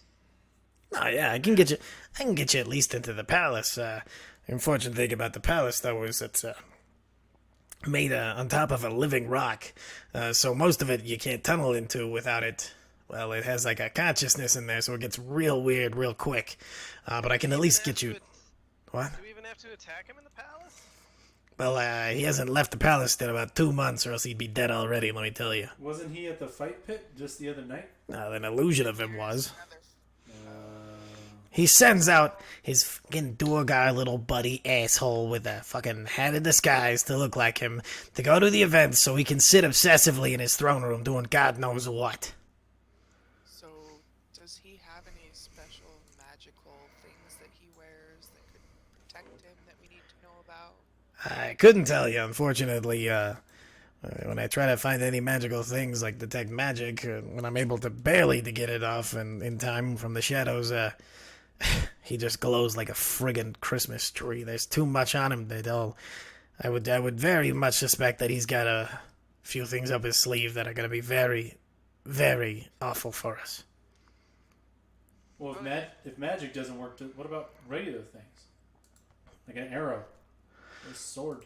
I mean, I protect against one or the other. He does wear a full dwarven plate, which keeps him quite safe from most arrows and things, and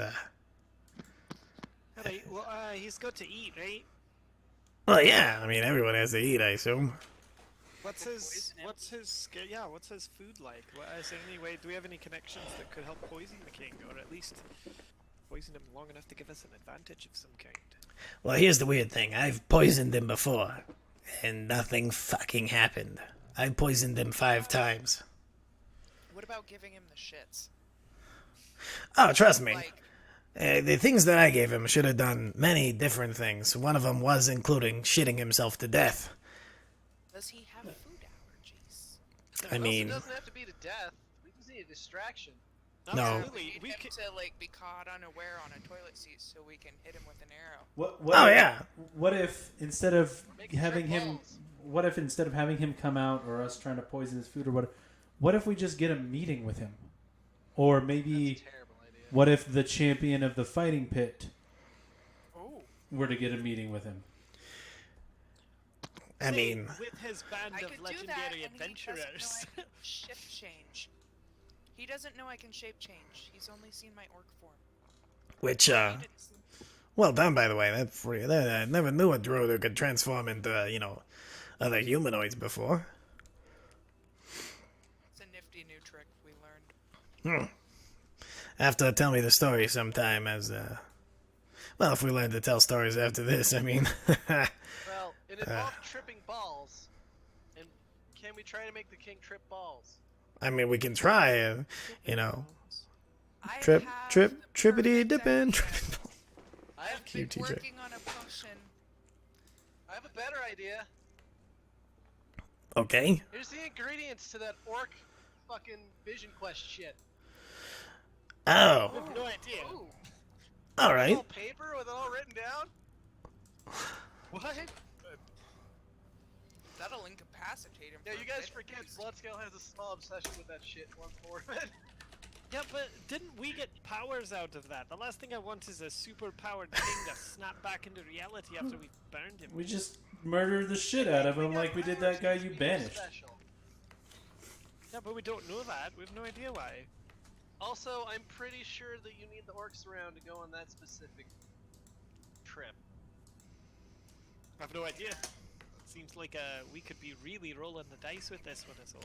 And Well, I Plus, say we'll we still should have to make kick some his ass when he anyways. comes back, right? Like I said, I have a really good idea for a potion. I mean, I've been working on a couple. So, So, one I think I'm gonna title Dead Man's Revenge. I like makes it. you hallucinate the last person or creature you killed in terrifying fashion. see, And that would be good. it's really distracting, you know, because if you think somebody you killed has come back to life, What if somebody died because of you while you were seeing the last person? infinite loop, and then you collapse into yourself. No, I'm just kidding. So Dove in here's arrow what belly I'm button. thinking: the last person the king killed or was killed on the king's orders, people die in this fucking city every day because of this guy. If we were to poise him with the dead man's revenge, he might be caught in a real fucking like nightmare cycle. Not only that, we may not even have to kill him if he has to really see each of the people's lives. He's like. honestly, Changing I every don't day. think he would care that much, but that's also why I have my second potion idea, which is, I think I'm gonna call it Mauling Madness. Basically, it's a mix of venoms and herbs that creates environmental hallucinations. Very pleasant at first, unless you don't treat it, and you get tactile hallucinations, which attack you. Can you make either of those in liquid? Do those have to be ingested, or could you say, Liquid Coat it- form. If coat you an could arrow just with it. inject it, or I mean, we could make a powder out of it. It depends. I also have a basic one that I'm calling Fire Scritch. That's a serious burning and itching feeling, and it's great for distracting. oh, So Gibzak, I do. Yes. could you make an arrow that could have some kind of liquid in it, and then when it hit something, it aerosolized it? Like made a poof of liquid that people breathed in, and Well, Get all I fucked up on? suppose I do have quite a lot to do already, but I mean, I will sketch out a design, see what I can. if you sketch Figure one it out, out. I could try to do it. Here's the thing, right? So we take those first two poisons you said, right? One that like gives you tactile hallucinations, the other that makes you hallucinate the last person you killed. We set him on a loop of people that he's killed, right? But he's also like, what does let them do the work of killing the king? You know what I'm saying? They'll be ghosts. And the other one should give them the ability to really take it out on this guy. So all we need to do is deliver the arrow, get him fucked up on these two potions, and then we let the dead essentially beat him to death. And if he survives, he'll be a better king for it. And if he dies, who gives a shit? He killed himself. He's dying regardless, but With his Oh, shitty he is policies. dying. Gibzik is, which? Rashildalin. Rashildalin? Rashildalin.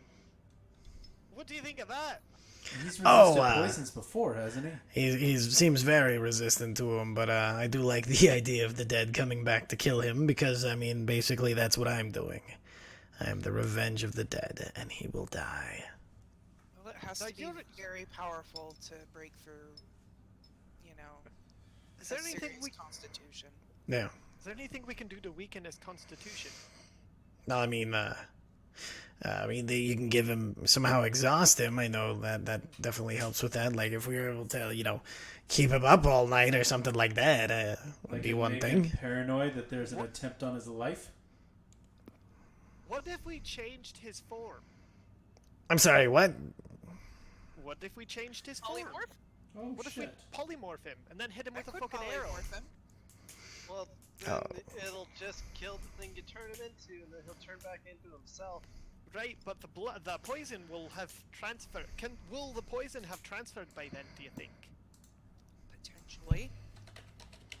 Plus, I- but What don't about have to this kill idea whatever. of the meeting with the champion? Would he go for that?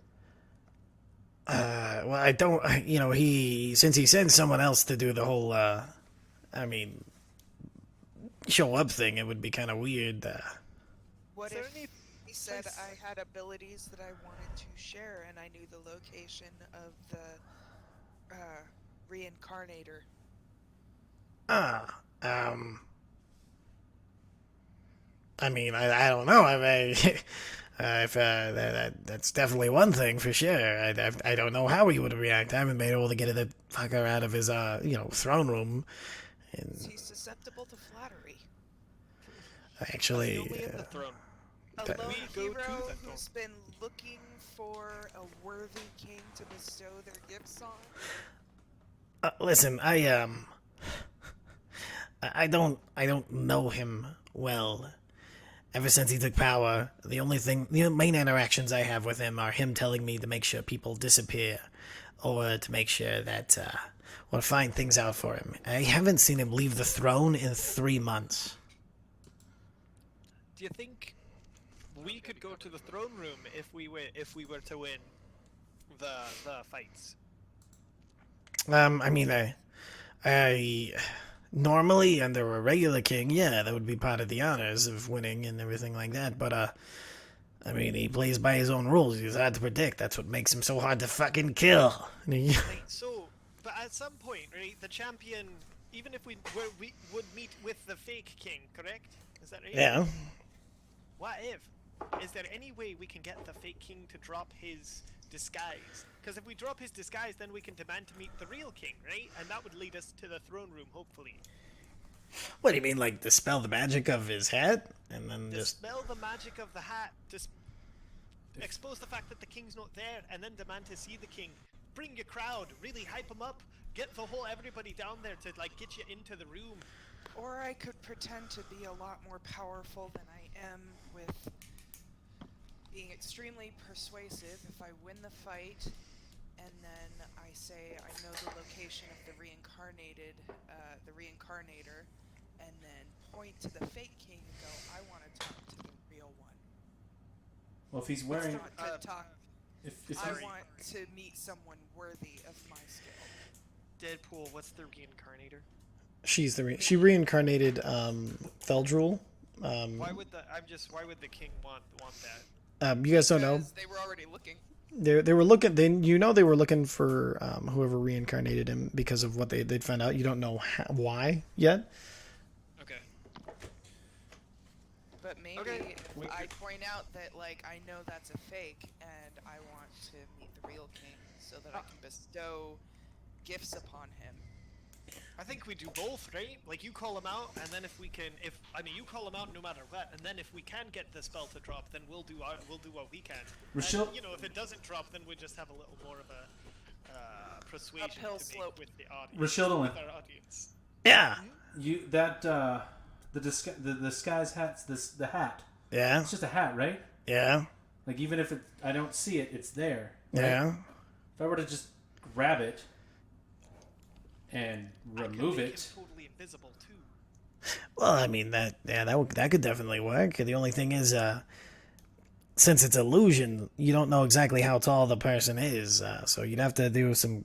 If you didn't get it on that first grab, you'd have to scrabble around trying to find it. I have very fast hands. Oh dear! Well, All what right, if we try little to- fast hand Eddie over here. But I mean, we can have me. Oh wait, he dispels magic close to him, doesn't he? Yeah. The king himself does. I don't know about his duplicates. I mean, We worst can case try it scenario, this I way. become visible. Oh, he absolutely. I does. snatch it. Real quick, no, the guy at the fights absolutely dispels magic around him. I tried to cast multiple things just to get his attention, to maybe send a little message to him. Every time the magic got near, it was absorbed like that. Did you ever go Can't do it rely on behind him? magical invisibility for this one. You'd have to actually do the. Good old fashioned stealth. I'm still pretty good at that, but I mean, you could make me invisible to get to a certain point, and then Well, if I can yeah, stealth yeah. up, get close to him, maybe it's only where he looks. I don't really know how magic works. I'm kind of new to it, and if not, if I turn visible, I just snatch and run, baby. We could just do this the hard way. Which is just storm and attack. No, I meant getting the hat off. Oh. I could tackle a motherfucker like nobody's business. Yeah, I think but that's a if great the- plan B. Yeah, that no, could be. it's not, It's not like that's what we're aiming for. Just saying, I can tackle a motherfucker. So like this nobody's is business. plan A, and that's plan AB. So No, it's plan B. No, but plan B would making actually this just be harder than it needs to storming, right? So plan A2 and plan B then. Thank you. No matter what, we're gonna want to be at the fight so that we can really get the audience on our side. I think during the fight, we're gonna have to really rouse the crowd. We're gonna have to really get people on our side to turn against the king, right? I think So they're already part on of our the- side on that. They're a little. I mean, they definitely are, but we need to inspire them to riot. You know what I mean? Like, we need to make it clear. I could start throwing gold after I win. Yeah, I that's. think we'll do that, but also we're gonna. I'll be Shannon your was hype talking man, about right? bribery. We got. Bribery goes a long way for That's- a short time. That'll cause people to go into a frenzy for gold. We need people to go into a frenzy because they hate the king. And when they realize that this is a fake king, he's not even bothering to come and spend time with these people even at the fights, that's going to piss them off. And we might not even need to sneak in and see the king like that. We might just get this town to storm the keep at that point.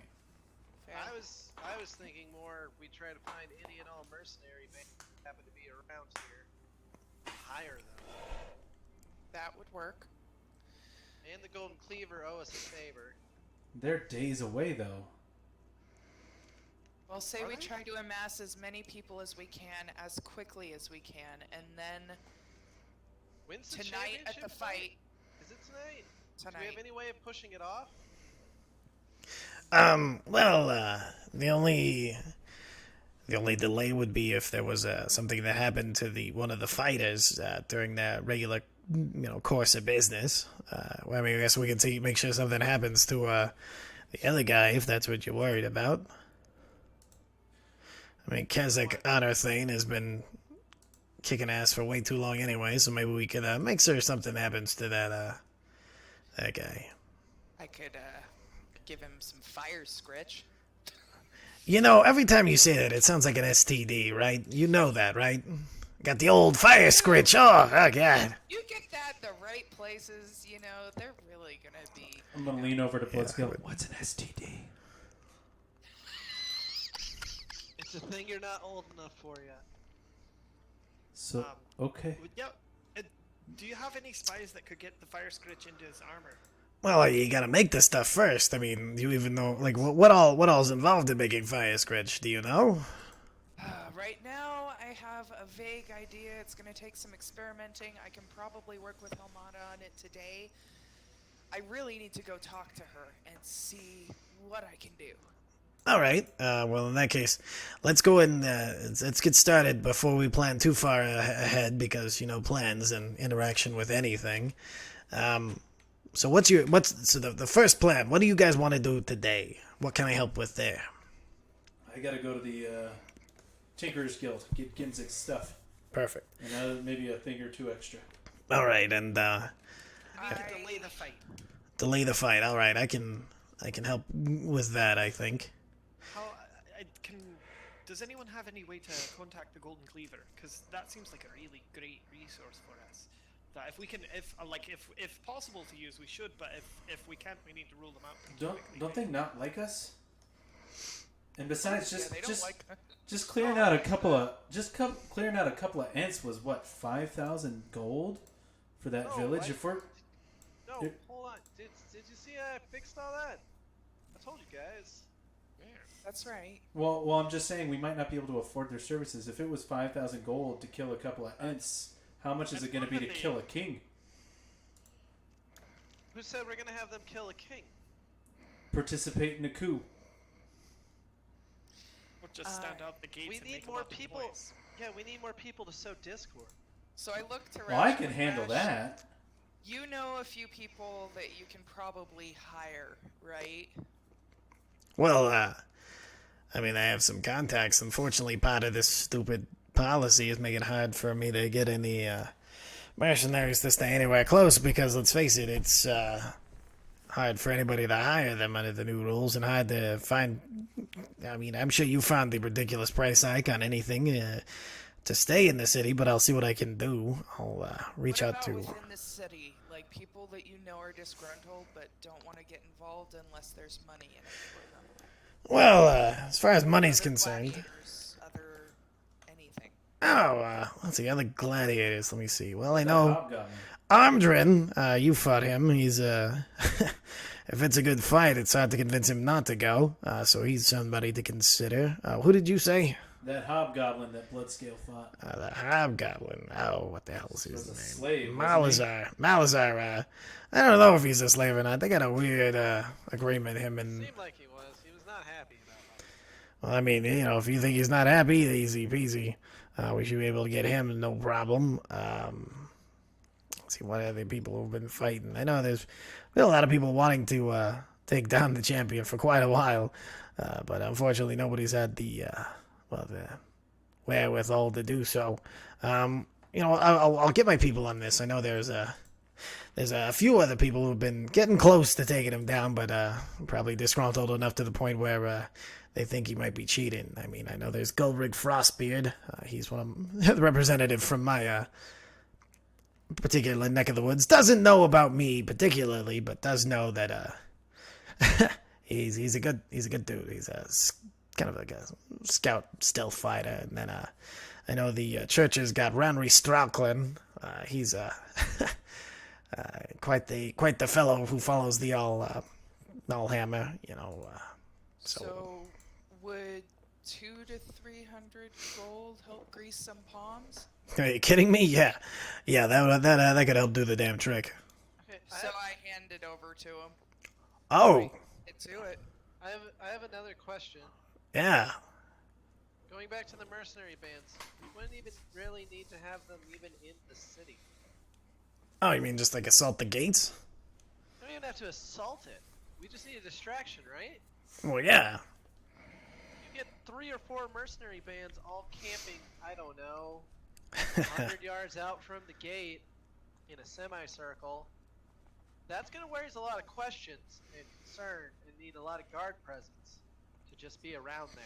No, I see. Pull them away from the city. I like that. Okay. And there's 300 to help get it started.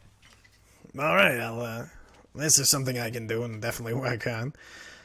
Let's see. No, I could definitely do that with this. I mean, they'll get paid to camp, not even knowing, and have a wonderful time doing it. I hand him 500 more. Just Jesus Christ. I mean, How much money do you have? Oh, I got that 500 back. Oh, all right. Well, I suppose there's that as well. Well, that's not just for mercenaries. I mean, supplies. there's your contacts, there's supplies. Oh, I want those explosion beads.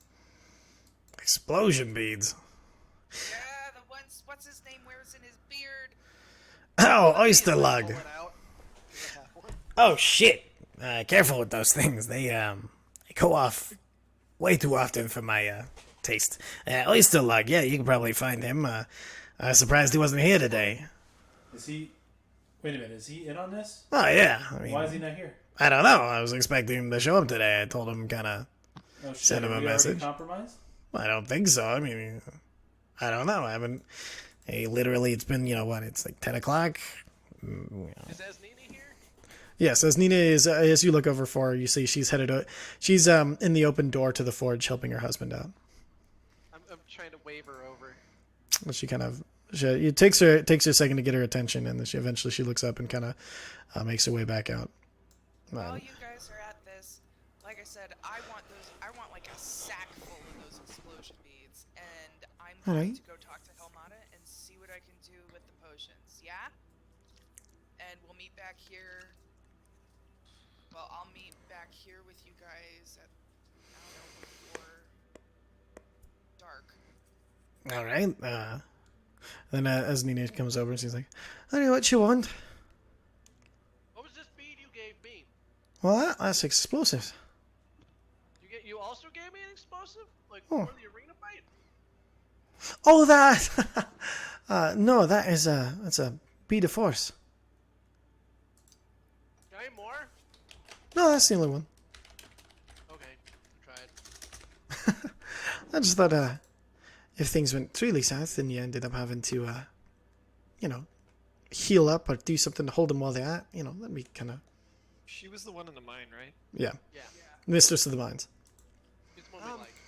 I just wanted to check. There's no way that we could create a tunnel that would get us to the mines from under the city with any sort of There's no old system or old passage that might get us close, would there? I mean, not that I know of. I'll kind of take a look around, but we do have those big fuck off things. And she points over to the golems that are standing in there. So I mean, we could get to them faster than it was just us, but the problem would be getting to the right place. Okay, so maybe you'll have a better solution than I have. So those monsters are right there. We could absolutely have a monster attack somewhere in the city that the guards have to deal with to help lessen our load. You know what I'm saying? As we Aye. get to the king. Aye. If there would be any way to get the basilisk or whatever into the city, that would. Oh, there. I mean, Bahir. We could A Bahir, I mean, sorry. polymorph a Bahir and take it into the city, and then unpolymorph the Bahir. That's also Sorry, go ahead. 8 hours. Or unless it's true polymorph, then they're just done. I suppose that's something. I'll take a look. I have a bunch of old plans that I never had really any reason to go through, but I'll take a look and see if I find anything in those to find any other secret passageways and everything. I mean, that's how we found this. She kind of gestures around. Yeah, apparently there was a, on the plans. I'll take a look. Yeah. Great. That'd be great. Perfect. So if we can. Head out, guys. Was it Ulhar who said that? I think it was Ulhar who said that we could lure shit from the mines. Yep. And then I'm gonna go ahead and Word said we should probably limit risk to innocence as much as possible. Absolutely. They only need to be near the gate or outside the gate. They don't have to necessarily be in the city. What if they're fucking up the hold Druid on. area? Who the hell is on? You have another ally somewhere? It's a big silver dragon. You have a dragon that we're not using. Okay, let's go back to planning with the dragon. He doesn't have a body. All right, so you have a disembodied dragon friend. 3. 3 of them. One's named Dawn. And the other one's named Ulhar. And one is named Shanath. But you actually might have. So his body is actually in the desert. Oh yeah, of course it is. Yeah. He kind of starts looking to the rest of you like. I mean, I saw the body, and I know that Okay, is. hold on. I think I can do something cool. Okay. Not bad, but I can do something cool. I mean, that wasn't bad, but. What do my eyes look like right now? And the rest of you look over and you notice that his eyes are the normal silver that you first knew him to have. Okay. Hold on. So for you, this will be the first time you've seen both of his eyes the same color. They're both the same. That's nifty. Hold on a second. And Blisco closes his eyes and just through his mind he's just like, Ulhar, and then he shoots his eyes open. Nothing happens. Fuck. You have He's to. gotta cast it like a ritual, right? Yes, yeah, you have to. Then you remember he says you have to speak it aloud. Ah. It is a verbal component. God, I've spoken the names multiple times, but hold on. With intent. Gets dead serious face, blank stare in the middle of this. It's like, Ulhar. And then with that, you see, as he says Ulhar, the tiniest spines on the back of his head stand up, and you see electricity just flash across his face and into his eyes and land, and then the irises turn blue then lightning jumps between the iris and the eye and then calms. To now he has the light blue eye in both eyes that you've seen recently. Oh, thaumaturgy. My snout is numb. Is that normal? It's like you just sneezed. I guess you're gonna have to figure that one out on your own. Hold on. does it again, but he says Shanoff this time. And this time, as he says Shanoff, the word, as he says it, shadows pour from his mouth and then raise like smoke. And as they pass over his eyes, you see his eyes go into that dark, like where there's like just a pit with twilight and 2 large stars for his pupils. And you go near blind with the light around you. Yeah, just covers his eyes You immediately. need them goggles, man. No, hold on. Still covering his eyes, but he's trying to get as serious as he can. He just says Orin. And as he says, as you say, Orn, you have your hands over your eyes, but the rest of you see, like your breath when you like breathe into a cold, and like fog comes out of his mouth, and you see as he looks up and pulls his hands away from his face, as his eyes close, you see tears pool and then freeze, and then as he opens, the ice shatters open, and he has his silver eyes once again. Whew. That was weird. So does that do anything? Besides, It doesn't burn like fuck to look around anymore. that's So, Also, I could do this again. I turned to Ooze and I blow a little bit of frost in his face. no. He freezes some of your nose hairs, and you really have to sneeze, but it won't come. today, right now, are we safe to walk around the city? Well, no. So one of the reasons why we had sent somebody is well, let me show you. And he reaches into a few things, and he pulls out giant wanted posters, and he kind of like rolls them out flat, and each of you sees rough sketches of each of you, and then very accurate descriptions. Hey, I mentioned my blue scarf. And yes, it does mention all of each like little tiny detail. Is it my dwarf form? Yours is describing a dwarf form. That is correct. And so, So I can still move about the city. I can just turn into a different part if we need. So can I just need to shape change, and I could probably just be a rat and make my way to Helmata's. But I really want to work on these potions, because that is something I can do today. Why don't you be a cat? Maybe a cat too, that's probably a bit Rats safer. occasionally get murdered. Yeah, that's a bit safer. Hey, Cat, you just gotta stay away from restaurants. hey Rashildolin, is there you disguised yourself? There's the fucking king wannabe who disguises himself. Do you have anything that could help me? Kind of a bird person sticking out, sore thumb. Maybe another hat? Another hat would be fucking amazing. I mean, if we had one, that would be great. But no, unfortunately, I do not have any spare magic. So unfortunately, I have to disguise myself using well, this. And he kind of points to his eye patch. Do you have another one of those? Well, I mean, I make it. There's only the one, which I found in a tomb of an ancient dead king. But I'm sure there's one out there somewhere. You only Unfortunately, grab the one? well, most people don't wear 2 eye patches. That Forge Master does. We can try disguising you the old That's in character, by the way. Out of character, guys, I'm fading fast, so All right, let's. my character's gonna go to Perfect. off screen. And while she does that, there's been a request for a bio break, so we're gonna go ahead and do that real quick. We'll be right back. Bio break. Hey guys. Bye.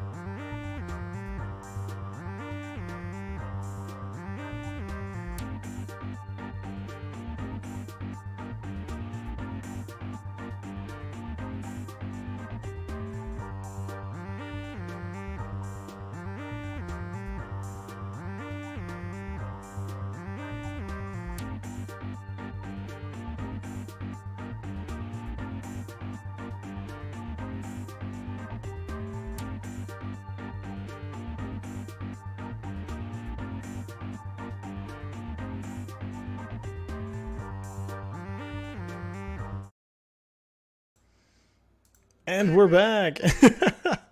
Perfect. Thank you everybody for hanging out. So we're going to be diving back into this. Our druid, the wonderful Zephyr, has had a hell of a day, so she'll be going and turning in early. Her character headed out to Helmata's to do what she can do. The rest of you, what would you like to do? Alright, so, Uza, Yeah. you want to know what the hell's going on, right? In general? Well, you guys have told me a little bit. There's the God of Nightmares thing. If you got 15 minutes, I could explain more, but we need Lysair, and we need Rash, and we need a room that you can't listen.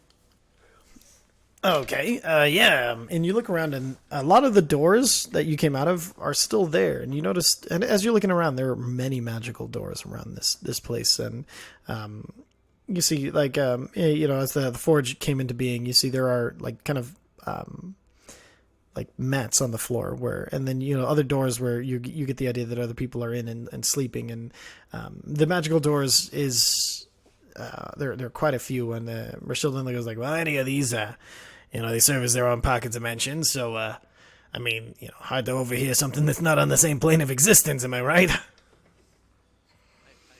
don't know. All right, I'll go back to work then. And as Nini kind of goes back and heads back over to her husband, Thank you, Theldril. Dazzy. Oh, thank you. Hopefully we can kill the fuckhead. And with that, Gimsek leads you over to one of the doors, and then he kind of like stomps on the mat twice, and this door with several locks appears. The door, they all unlock, and it opens. This is mine. Welcome, I guess. And he steps in, and then you see, as you walk in, go and make a perception check, everybody, except for Uza. Sorry, Uza. Why except for Uza's coming? Oh, he's in there. It's just he wouldn't. That perception check. I see it. I just don't know what I'm seeing. Yeah, exactly. You see the shit out of this place. Ooh, it's a nice conference room. Observant as always. It's okay. It was a low DC. As you guys walk in, you recognize this looks exactly like the Master's Vault, where all of her weapons and everything were stored at the end of the first adventure where you fought the Necromancer. But it has different things on the walls, but it looks exactly like it as you guys walk in. What is all this then? Oh, they apparently it goes to where you're comfortable, and this is where I'm comfortable. I mean, you spent some, well, I assume with your name. What did you want to tell me? I think you have a vague idea anyways, but I just nudge Lysair and show him. Yeah, right. Something that we got from a place that looks quite like this, and probably gonna. I mean, here, hold on. I turn around awkwardly and dig in my loose pants to get the dagger out. Excuse me while I whip this out. Now, No. Where the fuck did he get that from? Slide a hand check. No, I'm not trying to grab it. Slide a hand check. For him, so do you want to conceal where you're pulling this out of? Or are you just reaching in? Slide a hand check. Alright, so as you're kind of keeping it concealed, you see him reach into his pants and pull out a knife. It's gross. alright, so Prison pocket? do you recognize this? Yeah. Only it's, I mean, it's supposed to stay where it's at. I mean, that's the whole point of separating it. Nope. Right. We needed to kill a god of nightmares. Now, you're gonna have to run that by me again one more time with a little more detail. Yep, I figured that this would be the starting point. So, and this is where Uza gets to learn things. Woo! Yay! Okay, so the master. Whose name is just for my own edification, so... I have that somewhere. Hold on. I really do, but I don't. Eris Dawnforged is her name. Okay, excellent. And that's her true name, so I know, well, either she sent you or... Well, she sent you. Ain't nobody torturing Yeah, I me mean- out of her. We originally knew her as Ilaria Faywing. All right, okay, even better. And we try and let allies know that by our name. We're the Dawnforged company. That's why we've this symbol. If I point to the forge or the anvil with the sun. Excellent. If you ever see this symbol, that's us. Okay, perfect. Like, I just have to double check. She gave very clear instructions that whoever came seeking her bounty would know her name and say it. And I didn't realize you would actually bear her name, which is a bonus, I guess. I mean, I did also tell you Dabrin says hi. That's where we got this one gem that we already have. Oh, you got Dabrin's already. All right. Well, So I've been looking. Hold on, I gotta keep going from early because Uza's gotta know, because Uza doesn't know. Ran into Uza later. Right? Yeah. Right. Sure. Yes. Yep. I have no idea. So, Ilaria has passed. Okay.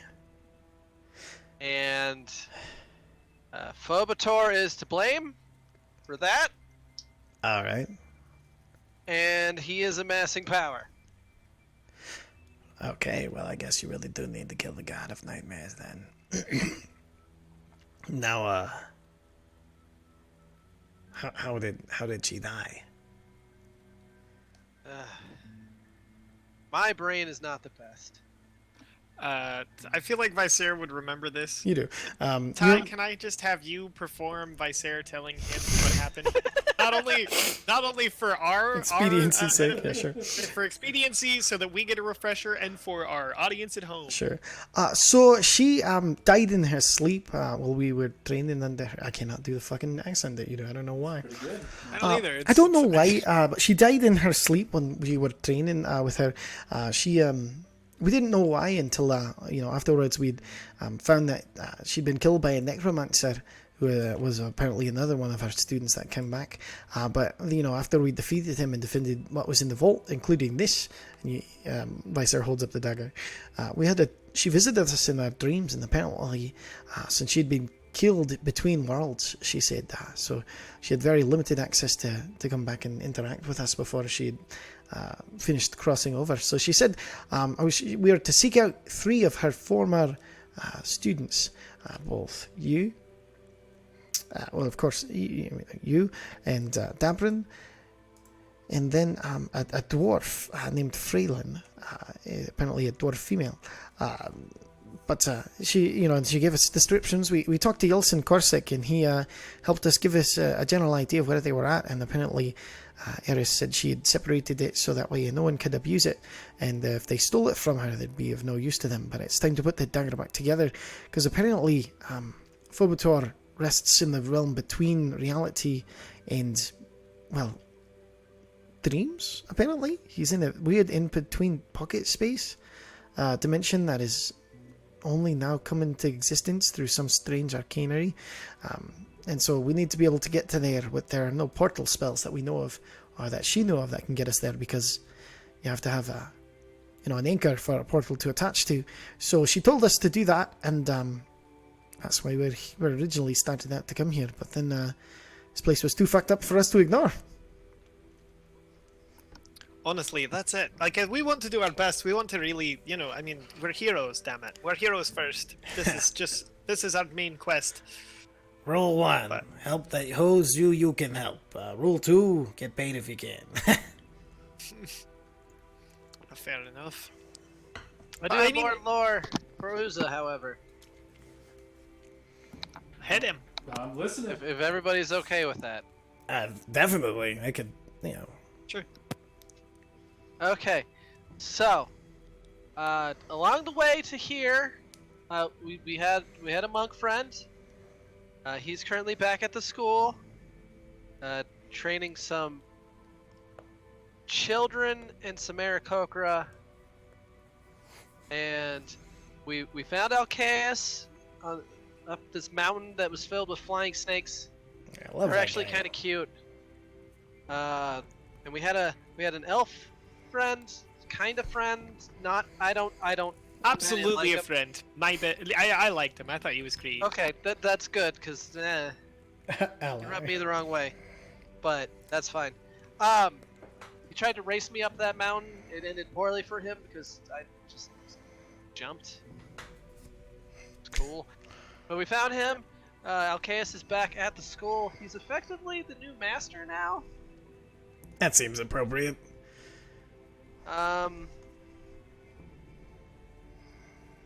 So, Aarakocra used to be known as Kenku, which I know is a dirty Oh. word, Uza. I'm sorry. It's That's just all right. facts. We found effectively this Aarakocra before there were Aarakocra. He took us into like this weird like mine area, and then there was this like thing that just was like bah, bah, bah, bah, bah, bah, bah. And then we beat the shit out of it, and the magic exploded. And then Kenku were able to be Aarakocra. It was weird, Hmm.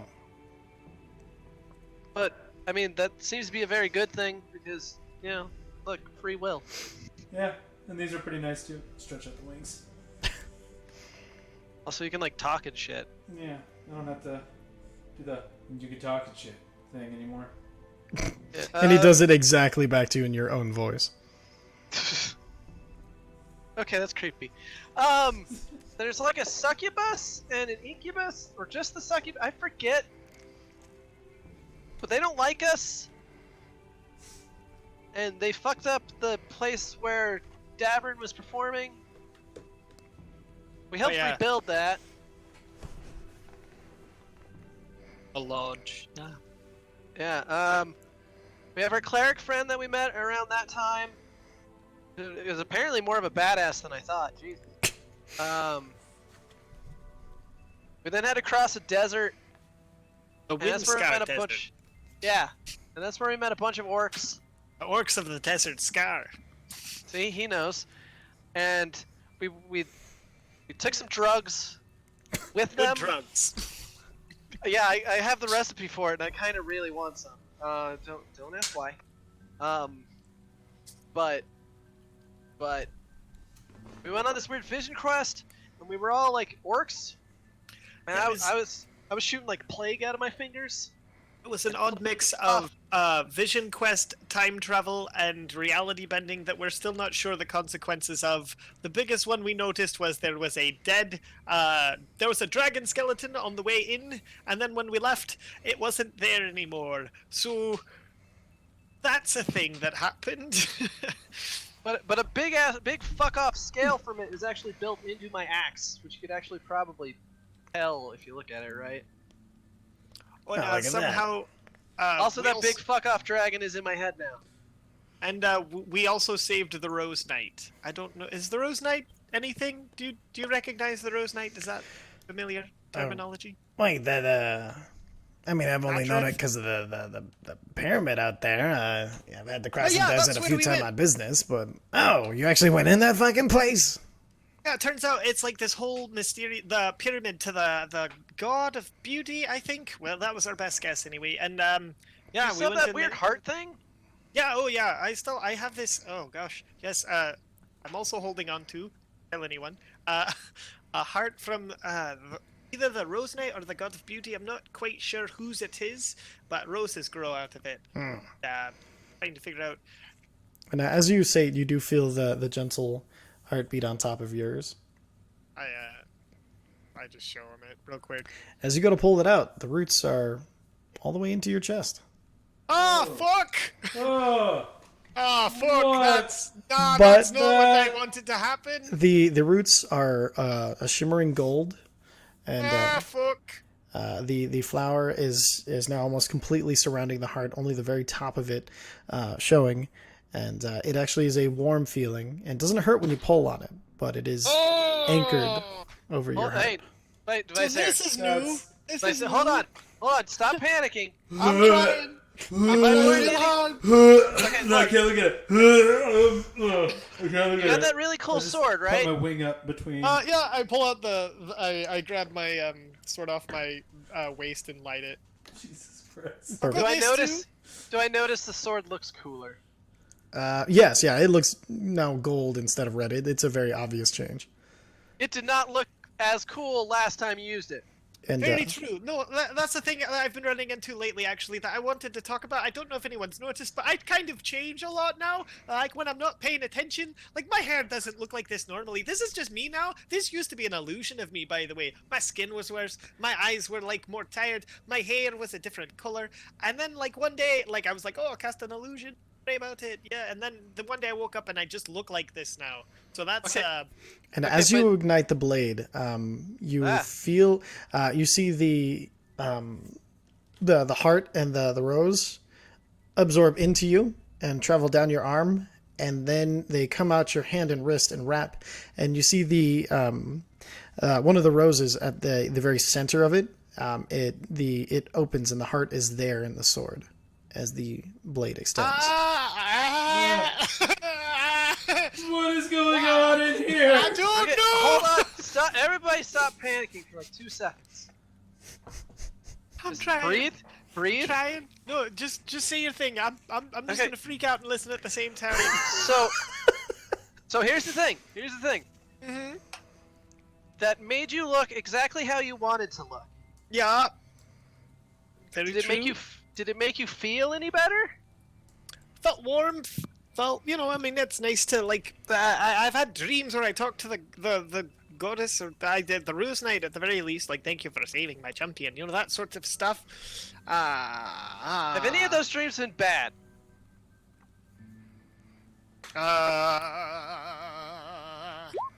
I don't. They've all been very positive. No, they've all been great. They've all been very positive. It's just the whole moving through my body thing that I'm still Okay, getting well- used to. Well, okay, so if your dreams are anything like mine, they actually happen every once in a while, and you can kind of interact with it, right? I'd say that's fair. Why not just before you panic? Why not just ask? Oh, I will next time. Believe me, Okay. this will come up next time we have a little rendezvous. Okay, but at this point in time, you got a sword that looks to have become even more badass. I mean, the hope is, yeah. You are in what you envision yourself to be like the perfect look for yourself. I mean, no one's perfect, but yeah. That's a pretty yes. good. Okay. So far, the only negative thing is it's kind of poking into your chest, and you're not feeling any pain, and it's not hurting you. Oh, it absorbed into my body and went through my hand and is now part of the sword. Yeah, and it didn't hurt at all.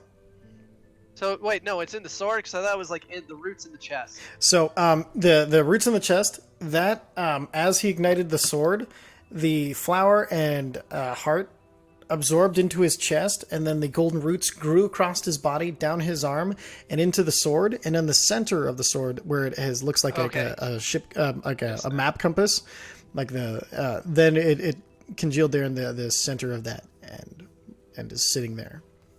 Okay. Maybe this isn't even a bad thing. I don't Maybe think you it just- is. Maybe it gave you a free way to generate power for that. No idea. Well, How is definitely. how's it gonna ever get lost if it's actually attached? I don't think it's actually attached. I try and throw it from one hand to the other. It goes. No, I mean the power source.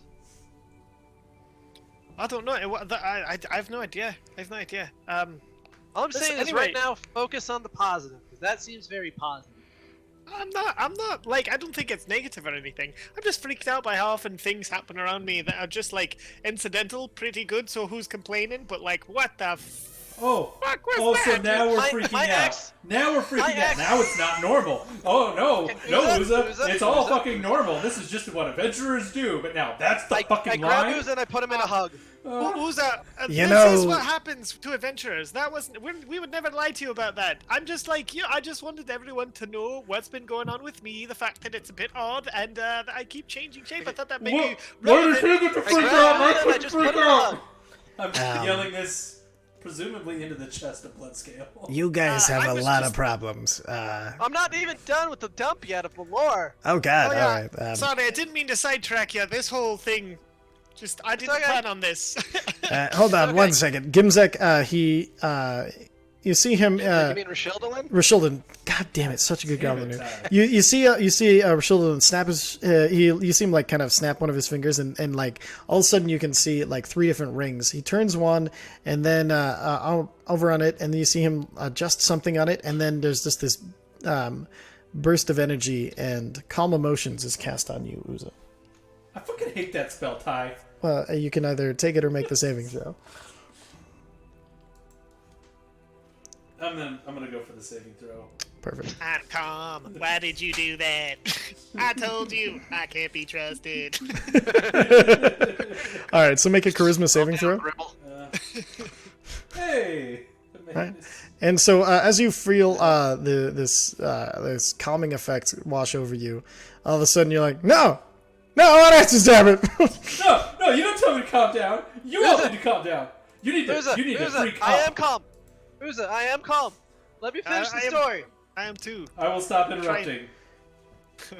You can freak out. Just let me finish the story. I mean, you didn't go to the adventurers school, did you? No, he we did do not. this He's story. 8. Oh man, the Consider weird him stories in you should have heard. adventurers school. Okay. Yeah, I'm like He's- I'm by the doing way- the apprenticeship program. Oh, all right. By the way, Rash, he's 8. That explains it. So Aarakocra age, what are you, like 17-ish?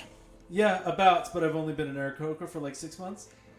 Oh God, you're a Kenku agent before that. Oh, okay, all right. I'm not So, a fan of the word, but Yeah, yeah. that's what I was saying Curse earlier. wingless. Like, sorry, all the Kenku were K Kenku, word. and now they're Aarakocra. Yeah. Hey, look at the bright side. At least people like you now. Goblins, it's a fucking goblin. Let's kill it. Oh, fire. I wouldn't know. I've never met a goblin. In some places, they're like that with my kind too. So, Yeah, very fair, very fair. Okay, so that was the orcs and the giant dragon skeleton, which isn't there anymore. Yeah. But the scale is still in my axe, so that had to be real. Well, and that guy's in my head. Our With druid- my eyes went all black. That was him. It's also how our druid turns into an orc sometimes, Yes. and how if I sneak up on somebody, I can just burn them into fucking ash without a fucking clue. Cool. Yeah, the elf could like heal people, even though he was kind of like not Even though supposed to do that. Huh. Honestly, I just missed the dog. it's both of them. So after that, we ended up in a city. It's like I don't remember a whole lot from that city off the top. That was where the Parabor? Slod were, right? Yeah, Parabor. That's no, where the slot were. Parabor was where the lawyer guy was. Isn't that also where the slot were? No, Vrinder was where they slot were. Murder. Sorry, I was looking at their locations. Yeah, so Oh, there you're was a good. there was a bunch of Slod that were like taking the form of like high-ranking people in the city and trying to undermine it and infect as many people as possible, and we took care of that as far as we know. No. We got arrested there. Yeah, and the guards were dicks and they were racist. Not all of them. Not some were as cool. racist as this town, but racist. Some were cool. Ah. Yeah. All of them was cool. Let's see. We traveled south and we got to a smaller town that was having a problem with Ents.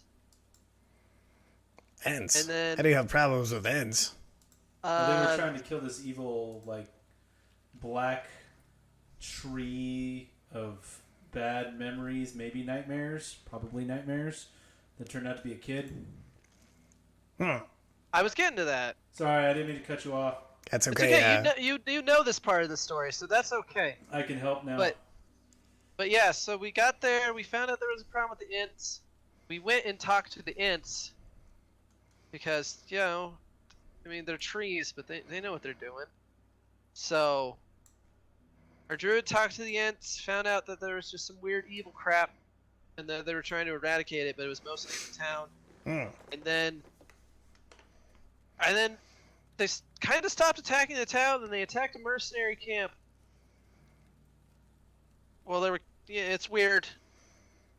But we went to the mercenary camp, and then I lost my goddamn mind because I saw somebody who needed to die.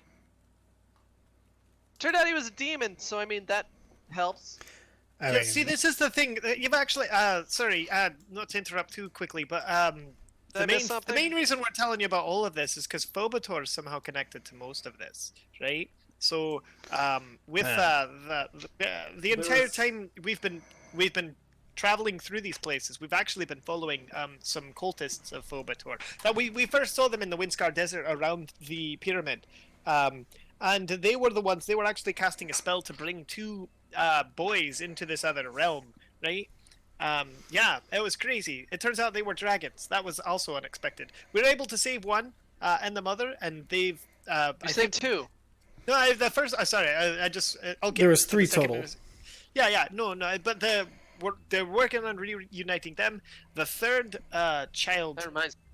we had to when we come up with that. Turns out what was going on with him was when we got to the reason that Ents turned back towards that other family, the mercenary band, is because he had a fucking what's that tree thing? He had a death seedling growing out of his mouth, and we were able to separate the seedling from the child and defeat it. Put his arm back on too. I mean, Along. What's that? We all put his arm back on. The Yeah, kid. that happened. We're able to heal him of his wounds, get him separated from the Death Seed, defeat it, as well as a long-standing old enemy of Bloodscales. And yeah, so like Phobator's, the cult of Phobator is constantly fucking with things, and they're definitely aiming towards something. So if you know anything about them, if you've heard anything about them lately, like it's an active, real thing. We believe they're also trying to stop us from collecting all of the gems to be able to make our way to the realm to defeat Phobator. Before he can either merge our reality with the Nightmare Realm or somehow make himself a greater god than he already is. I do have Oh. one thing to add, real quick. Uh-huh. Two, when we were at the mines outside of Khirn, I found God. Pretty neat. BT Dubs, my brother, who I thought was dead. God. It's my God. God. Yeah. So judgmental. I mean, your god is still a god. Yeah. Hey God, I didn't say anything inaccurate. I just wanted, Akati. I didn't Okay, we'll just want to go make sure with you didn't Akati. get confused. Okay, Fair you found a enough. Kadi. I found Akati. a caddy. Okay. Yeah, apparently she's real big on like freedom and like open areas, and she took me to an area that was like all in the open, and my brother was there. My brother's dead. My brother was dead. Is dead? My brother who's supposed to be dead Okay. was there, and he's like, oh, basically Akati is trying to gain power to fight Phobator and not to trust the purple, which I'm pretty sure is deeply rooted in Phobator. Okay. So, the Queen of the Air has come to you and is also having trouble with the same thing we're having trouble with. So what you're telling me, if I'm bringing this all together, is that there is a god of nightmares named Phobator who is attacking both this plane and other planes in order to merge the realm of nightmares with other realms? Or So- trying to become a greater god himself. We don't know. Alright. Well, I've... Yeah, we've never had like a meeting with him or anything. Huh. He hasn't monologued us. that Now, way. any of these cultists, when you tortured them, what did they say? We don't torture people. Yeah, they didn't get to live long enough to be Yeah, tortured. we murdered them before they could be They got smushed by the tower. interrogated. Ah, I yeah, of killed like course. 5 of them with a giant tower that also folds up into this cube, and I literally hold out the cube. Didn't a lot The of old them kill instant themselves? fortress trick. That's amazing. Didn't a By lot the of way, them we kill could use themselves this as a too? distraction, can't we? No, they didn't kill themselves. They were No, they got smushed. they were very, very killed. We could use this as a distraction, couldn't we? Well, I mean, yeah, but what do you want to do with it? Just throw it somewhere and say, "Look at that! Holy shit!" I don't know, throw it in front of the Durgar barracks door and have it block it? About blocking's an interesting idea. Do you think, like, what do you think? Just like block the, once we get into the castle, Palace? block it- We could block the palace. doorway of the palace so reinforcements have a harder time getting in. That's interesting. Yeah, it sounds like a useful thing, and we'll keep it in mind. Or we could just we could just use a distraction, like toss it in a square somewhere and just have it show up and people are like, what the fuck? Too bad it's not a wizard tower. They'd spend all day dying to that. But no, there was one other thing. Oh, there's a baron that we eventually have to kill. I think I told Uza about that. That has to happen. That's much later. He's very strong. Wait, a baron in this city? No, she's way up north. Oh, all right. Got a deck of cards. Oh, that guy. Yeah. Yeah, we're down. I'm down for that.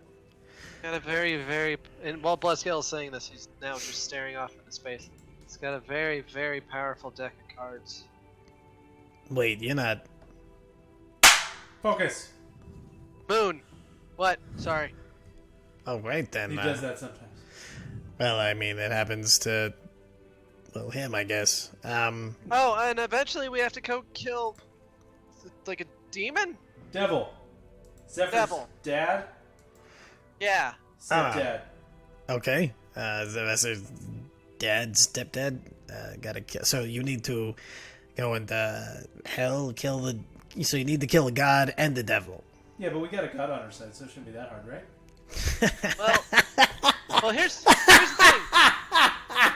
Ah, God. So what I'm hearing is this king shit is gonna be nothing compared to what you have planned. Well, okay, Take a so warm here's up. the thing. I can tell you right now, we're not ready to fight the Baron. That's the thing. We're probably not ready to fight her dad. I said, do you have anything that you really need to do, like in life? Become the greatest hero in the land that people have always known forever. Oh, we can My get name that will go done down in pretty the history easily. books. Well, I mean, We yeah, get that manage what these crazy people are talking about. They're gonna forget your name. Absolutely, Who's that's that? what I'm saying. Uza, don't you have something? Yeah, I gotta, like, gather all the Aarakocra and pretty much anybody that I can to Akadi, but it kind of just goes into the whole killing Phobator thing. Wasn't there a freeing things and making them able to fly? Well, I mean, if I could free any, that's what I'm doing here in this city, right? Okay. Okay, well that's good. It's more like I don't know if a in I don't know general if our thing. yeah. I don't know if our cleric has anything. We just met the fire lady. She mentioned purple. She said she's after purple. She didn't say she wants to hurt purple. She didn't say that purple wasn't necessarily bad. She just mentioned it, and that's kind of weird. Okay, to we me. gotta. We'll talk to her when she gets back. Yes. I don't know if the elf had anything to do, but he fucked off. Also, if you have anyone at the docks that can breathe underwater or check around that area, I'm sure that Unawatawala, if you could let Unawatawala know that we're here, I'm sure that would help. If anyone knows, sees where she is, or if there's a sighting of her, I can go and talk to her too. If you could just have people keep an eye out. Of course, yeah, I know the dock master down there, fine. Yeah, he's actually a pretty good guy. We might even be able to sway him to our side. And not to mention, with the restrictions on trade, he's not exactly been having a wonderful time. Oh, what's that? You run the trade hub? Oh, there's no trade. Guys, I have an idea. Whoa. I need parchment and a quill. I bust out my parchment and quill. Oh, I'm gonna get a lot more of this later, by the way. Like, literally infinite. I'm really excited. Okay, what's your big idea there, big guy? Okay, first I'm gonna write a note to Alcaeus saying, the halfling could probably help if you can get to us. That'd be cool. Who's the bottle? Ah! Give him the bottle of telescription. Is there anything in it? Let's see, at that point... I forget. Is there anything you guys are waiting for that I might have forgotten about? I don't think so, but I just want to double check. I don't think so. Okay, yeah, no, there's nothing in it. Oh, Rash. You want to write a note to Alcaeus? Yeah, hold on. And you see him, he breaks out a piece of paper from like a little side patch of his own, and he starts to write some things and rolls it up. There you go. Cool. I'll put Rash's in first. And then I'll put mine in. Which basically just says, yeah, Fender can come. That'd be cool. He'd probably helpful. Perfect. And then I give the bottle back to Uza, Okay, thank you. and then I take out the Krenzel cube, Perfect. and I write another note. Saying, hey, you wouldn't happen to have any high quality, like, copper pots on hand, would you? I got money. Perfect. Put that in the cube. Perfect. Fuck is the cube? So as you see him, he puts this note inside of this kind of cube tin, and he shuts it, and it's tink, and then you see it kind of like, and then a second later you hear. Cool. So like the I jar? opened the cube. As you open it, there's a it takes about like 30 seconds, about a minute and a half really, before you and when you open it though, you inside of it you see a large copper pot with a note inside of it that just says 78 silver. I put in 1 gold and I close it up. I got that copper pot the other guy needed for the thing. And this is about a 3-foot diameter copper pot that's about 3 feet deep as well. It's pretty big. Did you say 78 silver? Uh-huh. I feel like that's Yeah, very gold. expensive for a copper pot. It's a big I ass said copper pot. very high quality. Okay, You buy it for life, sir. Made of real copper right there. Real it's not copper. even there. shiny. Actually, as you're looking at it, it actually has a light coat of electrum, which prevents the copper from rusting. That's what makes it high quality. Oh, it's got this light coat of electrum, probably for the rust. Well, actually, Fuck you get the let you idea. know that. Shut up. I thought you were saying it to me. My sir. Uh-huh. Didn't the guy working on your spell thing need one of these? I think that he needed more time to be able to get it to store a huge amount of spells, but I can ask him. Well, I mean, it wouldn't hurt to have one, like a high quality copper pot, like he was asking for. I actually have one. Absolutely. What are you feeding cowboys? Yes. What's a cowboy? Either way, we can always have him make it into a huge spell storing pot later and keep it in the bag of holding. So, yeah, good job. Yeah, I did the thing. So there might be a halfling literally just popping into existence here. What? Crash. Okay, You guys met yeah. him? Remember the halfling that took one of the Fenric. dragon boys? Yeah. That ain't. He's a little weird dude with the wand with all the shiny buttons. Oh, there's one more story for Rash. You might enjoy. Hit me. There was this weird night where me and Uza were taken to an arena, Oh yeah, the beholder. and it wasn't normal. And there was this halfling, the one that's showing up, probably showing up. And Okay. there's this hobgoblin, and we were all fighting. What did you call her, Uza? the bitch. Yeah. And this is her ear, and I pull out the ear. Wait, is that a drow ear? I don't know. Yeah. She was like the elf version of the Duragar. Oh. Well, that's not great enemy to have, but it looks like you She's didn't dead. have too much trouble. And okay, So there was a bunch of weird stuff there. We killed a manticore. Which, if my fortress thingy works right, the head is still mounted on the mantelpiece. the clean Or- skull. Yeah, or it's just ash now that was crushed with it. Small, I don't know. Ah. And there was a beholder. Yep.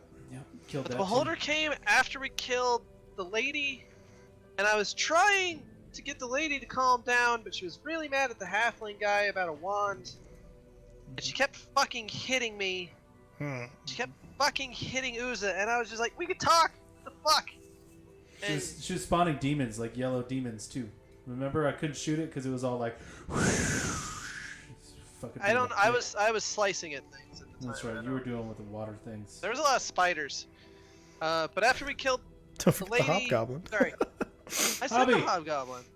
He lives I here. said him and earlier. I said show that there him was the the map. halfling and the hobgoblin, Oh, okay, I missed that. and That's that fine. we were fighting the bitch. So Ah. after we killed the bitch, this beholder showed up, And the fucking halfling made the beholder just laugh its ass off, and we all just got around and played shit stomp the little kid until we killed it. Ah, damn, that's a hell of a game. And then I cut off one of the eye stock things, but I sold it for a fuck ton of money. All right, well, it sounds like your adventuring school has been you made him proud. I'll have to think about some of this stuff. Now, you say the halfling. Do you remember his name? Fenric the Fortunate. Fenric the Fortunate. Why does that ring a bell? Oh. The hell noise was that? People, you know people. Well, of course I I don't know. people. Like, we have not met literally anyone who knows this dude. This dude is like constantly lost because of this fucking wand. Yeah, I'll have to look up that. That sounds oddly familiar. Well, he might be showing up shortly. All right, more allies and more allies, right? All right. He might be able to call more allies. I mean, that's how he got us, It's true. didn't it? Oh, weird. He is a. Maybe summon. we could get Hobby. Oh, and he called your fiery bard friend. Dabrin? Yeah. Look at Dabrin. No, he got him at the arena. Remember? Oh yeah, Dabrin did show up. Yeah. Huh. Maybe you can get the that whole Charizard too. gang together. Now, just a real quick question. As far as the drow go, did you kill the entire family or just the matron? I don't know. Whoever was there, the bitch. So this, okay, let me explain again though. This arena didn't seem normal. Like there was no crowd, there was no way out. And after we killed her, this fucking beholder literally descended from above in what was originally just black darkness. He descended from above laughing. Well, it seemed like a game to him. So I don't Okay. think the drow know who the fuck we are. Well, that's good, because drow families are known for being particularly vindictive, especially if you do kill their matron mother. You can, Well, the drow know who Fenric is. well, I mean, you can doom their entire family to You death. know who Fenric is because she they were referred to chasing him by him. name. Well, that's real bad for Fendrick, then. Yeah. We were just summoned, and even Fendrick didn't know our names at the time. Like we didn't actually discuss who we were until after everything was dead. Oh, God, that sounds, We were busy. Well, I mean, it sounds like you guys have had a hell of a year. You kind of like... And Visair didn't believe we did it, and then I fucking rubbed a Manicore fucking skull in his face, and he was like, "Deal with it, bitch." I mean, he hasn't even seen That the doesn't boat. sound like a thing that happened. That sounds like a bunch of He hasn't even seen nonsense the boat. there at the end. It's true. He hasn't seen the boat. He saw your crow though, Well, I got the crow from the Thieves or Guild. Raven. Raven, yeah. I got that from the Thieves Guild. Oh yeah. I don't know. We got. Did we give Visair something that we got from that? I think we were going to, and then we were like, fuck that guy. He didn't help. Oh, I think we did. I don't remember though. I don't remember It's either. been a while, and my brain hurts. Yeah, I tried to don't get know. that wand for Visair. I don't know. I'll have to go watch the VOD. I don't know. Yeah, I got nothing. All right, well, it's all very useful information, and I suppose, look, Yeah, that's why we're here. I want to give you what she gave me, but only after he's dead. That seems fair. I mean, we're gonna do the thing anyway, so like, either we're gonna die doing that and not get it, or we'll get it and then die, so it doesn't matter to me when you do it, honestly. As long as you swear to it that you'll do it. I'll shake to it right now, and he sticks out his hand. And he kind of just sticks it Shake out his hand. to anybody. I mean, he shakes it, and it's a firm grasp, even though it's a smaller hand than yours. It's kind of weird because it's not like a regular handshake, but it's just big enough not to feel like a fucking baby handshake. It's like, he shakes it. It's firm, and he looks you in the eye. You notice he's got kind of like a red iris and everything, and he does kind of have like an more evil looking face than a lot of people you've known, but you know that there's a sincerity that's coming through, and he's like, it's nothing. Hey, if it were up to me, but like I said, I'm here to avenge the fallen. I have a question. Okay. So what happens if you fall during all this? Oh, no problem. I got a backup for that. Don't worry. What's the Get us backup? the thing? Oh yeah, they get you the thing, and well, temporarily, don't worry about it. I got I have a backup for if that happens. Okay, I mean, worst Okay. case scenario, we can have the druid bring you back. I mean, this might not be a goblin.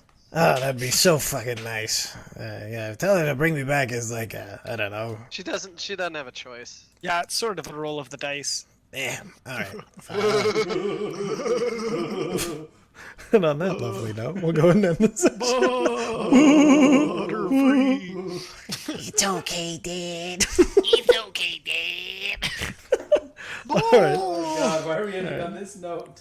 Because it's a good note to end on. Pick a better note. This is a bad note to end on. Yeah, it's already Well, we happened. should note. The note is we should leave this room now that we're done talking, just in case the halfling pops up and we. And I double checked to Weird make sure extra I still dimensional have, space. I double checked to make sure that I still have the knife on me. Okay. So as you resheath it and you make sure that it's tightly there, as you walk out, you kind of quickly like just. Not like kind of discreetly, but you kind of just press Discreetly as possible, yeah. You kind of like as you're walking, you kind of give yourself like a little bounce in your step, and you feel the familiar weight, and it does seem to still be there as you continue. Okay, good. I'm not gonna steal it as soon as I see it. Do you know how big your sleight of hand check will have to be for somebody to not notice that you're reaching in their pants?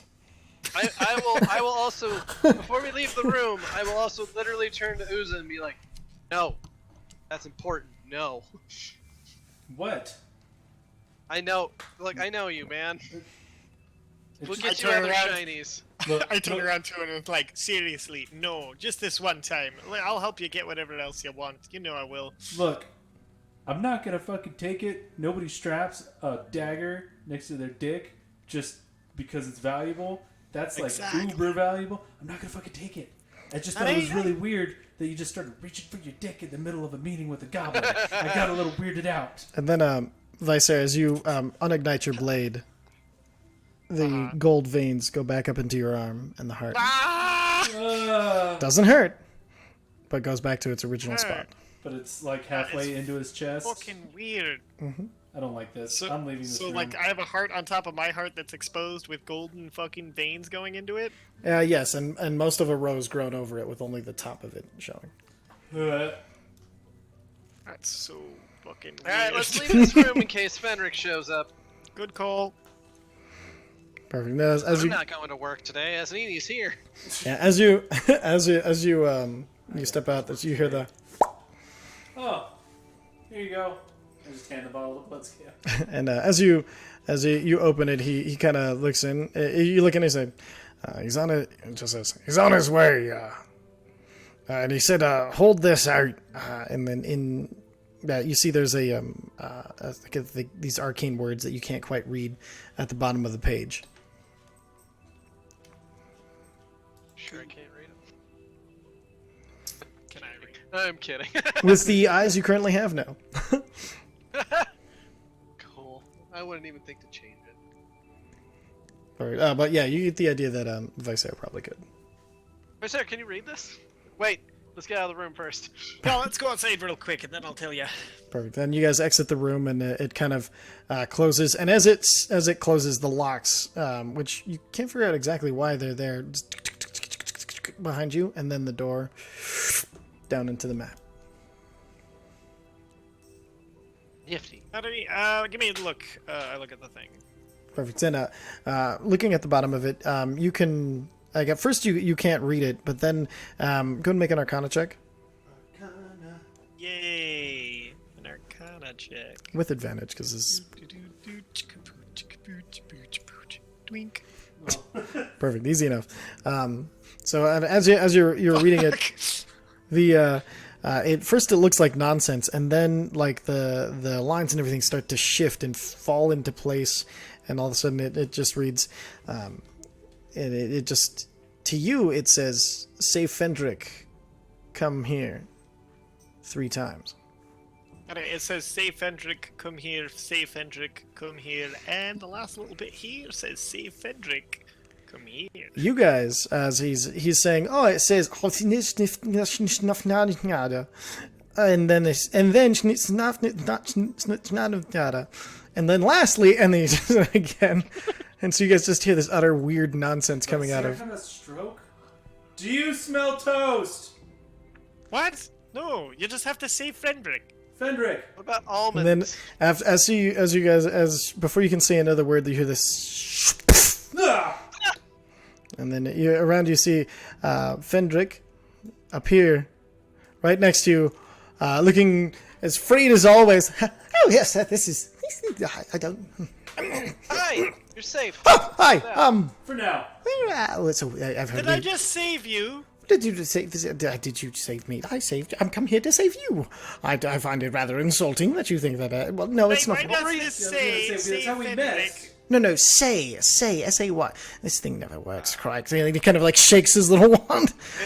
Hold on, what were you doing right before this? What? I was sitting in the school trip. Explaining the lesson of the day, which was how to identify certain transmutation magics and to identify things in your dungeon. So you're walking along and you see a stone that it looks a little They're strange. telling us the kids are getting a day off. Well, yes, of course. I mean, if I'm Sweet. here, then they Nailed are there.